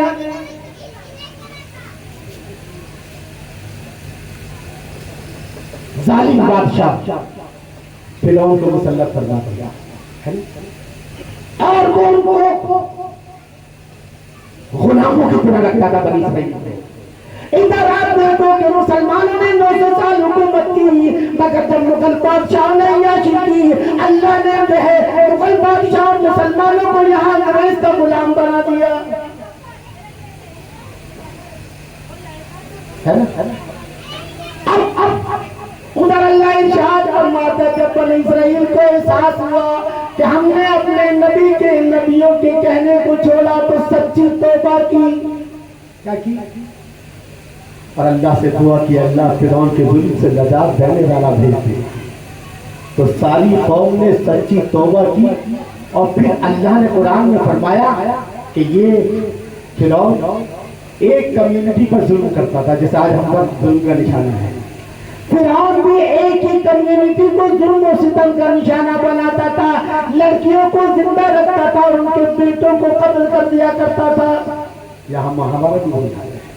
اللہ نے ارشاد فرمایا بھارت کے مسلمانوں، اے میرے نبی کی امتیوں، اللہ تعالیٰ ارشاد فرماتا ہے جب میری نبیوں کی امتیں سچی توبہ کرنے تو میں ان کی آزادی کا سامان بھیج دیتا ہوں اور اس فرعون کے لیے موسیٰ کو بھیج دیتا ہوں۔ تو ہے فرعون ان اندھیروں کا جگر چیر کے آئے گا، ان اندھیروں کا جگر چیر کے نور آئے گا۔ تو ہے فرعون تو موسیٰ بھی ضرور۔ حضرت موسیٰ علیہ السلام پیدا ہوئے اور بنی اسرائیل کو فرعون کے ظلم سے نجات ملی۔ اب یہاں پر جو ہے ظلم ہو رہا ہے اور ابھی تک جو ہے اس ظلم سے نجات دینے والا کوئی حضور کا سچا امتی عالم آئے گا۔ جب تک بھارت کا مسلمان اپنے اپنے گناہوں سے، اپنے انفرادی گناہوں سے، اپنے اجتماعی گناہوں سے سچی توبہ نہیں کرے گا، اس وقت تک جو ہے اس ظلم سے نجات دینے والا کوئی موسیٰ، کوئی غلام محمد نہیں آئے گا۔ اے بھارت کے مسلمانوں، اگر تم جو ہے اس ظلم سے نجات چاہتے ہو تو پہلے سچی توبہ کر لو۔ اے اللہ، ہم نے اسلام کو چھوڑ کر جمہوریت اختیار کی، ہم نے اتنا اسلام چھوڑ دیا کہ آج ہمارے پاس صرف مسلم پرسنل لا ہے، اسلام لا نہیں ہے۔ ہم نے جمہوریت کو قبول کر کے اسلام کے اکثر حصے کو دے دیا اور پرسنل لا پر اکتفا کیا، آج وہ بھی خطرے میں ہے۔ اے مسلمانوں، بھارت کے مسلمانوں، تمہارا سب سے بڑا جرم یہ ہے کہ ہم نے اللہ کا مقدس کلام جس کے بارے میں رب فرماتا ہے ایمان والوں پورے اسلام میں داخل ہو جاؤ، ایمان والوں جب مرو تو پکے مسلمان ہو کر کے، مگر ہم نے جمہوریت لے لی اور اسلام کش میں سجا کے دے دیا۔ کتنا بچا؟ مسلم پرسنل لا۔ آج مسلم پرسنل لا تو ہے لیکن مسلم لا نہیں ہے۔ آپ میرا مطلب سمجھ گئے ہوگے، بھارت کے مسلمانوں کا قرآن کے اکثر اصولوں کو دے دینا اور ہماری مذہبی قیادت اور سیاسی قیادت کا اسلام دے کر جمہوریت پر راضی ہونا، اور اس کے بعد دیکھو کہ اللہ نے کیسا عذاب نازل کیا ہے۔ یہ عذاب جو ہے مولویوں، آج تم خاموش نظر آ رہے ہو، آج خانقاہ خاموش ہے۔ یہ بات جو میں بول رہا ہوں ابھی تک آزادی سے لے کر آج تک اور کشمیر سے لے کر کنیا کماری تک یہ کسی عالم نے نہیں بولی ہے، میں نے قرآن سے نکالا ہے، حدیث سے نکالا ہے، اور میں کسی سے نہیں ڈرتا سوائے اللہ اس کے رسول کے۔ کشمیر سے لے کر کنیا کماری تک میں غلام ہوں تو اللہ کے رسول کا، بندہ ہوں تو اللہ کا۔ اس لیے یہ بات میں کہہ رہا ہوں، میں اللہ مجھ سے کہہ رہا ہوں، اب تک کسی بھی عالم، کسی بھی فرقے، کسی بھی مسلک کے عالم نے نہیں بتایا کہ بھارت کے مسلمانوں تمہاری سب سے بڑی غلطی یہ ہے کہ تم نے اسلام کش میں سجا کر جمہوریت لے لی اور تمہیں کتنا ملا؟ مسلم پرسنل لا۔ مسلم لا سمجھ گئے نا؟ مسلم لا اور مسلم پرسنل لا میں کیا فرق ہے؟ یہ وہ گناہ ہے، آپ چاہے مجھے پھانسی دلا سکتے ہیں کیونکہ میری قبر میں آپ میں سے کوئی نہیں جائے گا، نہ کوئی پیر جائے گا، نہ کوئی عالم جائے گا، نہ کوئی بھائی جائے گا، میں ہوں گا قبر کے پتھر کے نیچے تھی دبی عیاشیاں، اور میرے اعمال کا سایہ میرے بچوں پہ تھا۔ آپ بھی اگر ہم چاہتے ہیں کہ بھارت کے مسلمانوں ہمیں اس ظلم سے نجات مل جائے، میں نے کل بھی کہا کوئی پارٹی اور کوئی لیڈر جو ہے ہمیں نجات نہیں دلا سکتا ہے۔ پہلی چیز تو یہ ہے ہم سچے دل سے توبہ کریں، اے اللہ آج کے بعد ہم سچے مسلمان ہوں گے اور ہم پوری زندگی پورے قرآن پر، حدیث پر عمل کریں گے، اور پھر اس کے بعد دیکھو کوئی معین الدین بن کر جو ہے اس قوم کو عذاب فرعون سے نجات دلائے گا۔ یہ وقت کی آواز ہے۔ اللہ تعالیٰ ہم سب کو صحیح معنی میں اسلام پر چلنے کی توفیق عطا فرمائے۔ اے اللہ جو کچھ بھی کہا گیا اگر غلط کچھ ہے تو اللہ مجھے جو ہے معاف فرمائے، اور سچ بات ہے کہ مجھے اور آپ کو عمل کرنے کی توفیق عطا فرمائے۔ ایک بات کو سمجھ لیں کہ میں نے جو بھی بولا ہے میں ہر جملے کا ذمہ دار ہوں۔ کشمیر سے لے کے کنیا کماری تک کوئی لیڈر یا گیدڑ کوئی بھی ہو، میں نے آج تک ڈرا ہوں اور نہ انشاءاللہ کروں گا۔ میں ایک بات کا ذمہ دار ہوں، اگر کل اس بات کے لیے مجھے جیل بھی جانا پڑے تو میں آپ کو آواز نہیں دوں گا، انشاءاللہ میں خود اکیلا جاؤں گا۔ لیکن یہاں ہے ایک عالم کو حالات ہونے، ایک عالم ہونے کے بعد حق ہے کہ میں تم تک ہر بات بچاؤں۔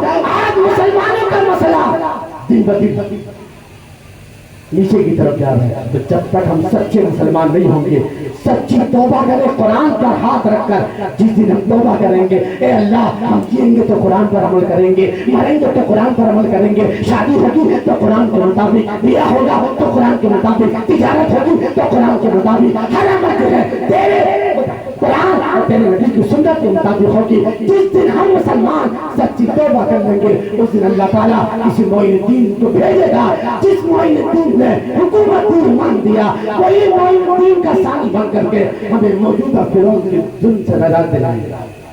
آپ بھی ہو جو براہیم کا ایمان پیدا، آپ کر سکتی ہے انداز غریب کا پیدا، جب تک کہ براہیم کی فطرت نہ ہو پیدا، قربانی بھی آزر ہے، عبادت بھی ہے نمرود۔ یہ دور اپنے براہیم کی تلاش میں ہے، یہ دور اپنے براہیم کی تلاش میں ہے، صنم کدا ہے جہاں لا الہ الا اللہ۔ جی اگرچہ بت ہے جماعت کی آستینوں میں، اگرچہ بت ہے، علامہ اقبال فرماتے ہیں اگرچہ بت ہے جماعت کی آستینوں میں، مجھے حکم اذا لا الہ الا اللہ۔ اور علامہ اقبال نے قیادت پر، مذہبی اور سیاسی قیادت پر شعر کہہ کر میں سمجھتا ہوں قلم توڑ دیا۔ آج کی قیادت بھی ویسی ہی ہے جو علامہ اقبال نے کہا ہے، خدا بندہ ہی تیرے سادہ دل بندے کی در جائے گا۔ خدا بندہ کہاں جب کہیں فساد ہوتا ہے تو ہم پڑھتے ہیں، اور جب ہم ڈٹ جاتے ہیں تو پھر یہ مولوی جماعتیں آتی ہیں ہمیں ریلیف لے کر، یہ ہمیں بچانے کیوں نہیں آتے ہیں؟ ہماری عورتوں کی جب عزت لٹتی ہے تو کوئی کہاں چلا جاتا ہے؟ عزت لٹنے کے بعد آتے ہو ہمیں ہی مارا جاتا ہے اور ہمیں جھولوں میں ٹھوسا جاتا ہے۔ اے مولویوں، اس ملت کو بانٹنے والے ذلیلوں، اے لیڈروں پارٹی میں بانٹنے والوں، اگر آج نہیں سدھرے تو اللہ کا عذاب القریب تمہارے اوپر آنے والا ہے۔ خدا بندہ ہی تیرے ساتھ ابھی بندے کے بچ جائے کہ درویشی بھی عیاری اور سلطانی بھی عیاری۔ اللہ تعالی ہم سب کو جو کچھ بھی میں نے 12 دن میں کہا ہے، اللہ جو حق ہے اس پر عمل کرنے کی توفیق عطا فرمائے۔ آپ سب کو مجھے ہم سن کر اس پر عمل کرنے کی توفیق عطا فرمائے۔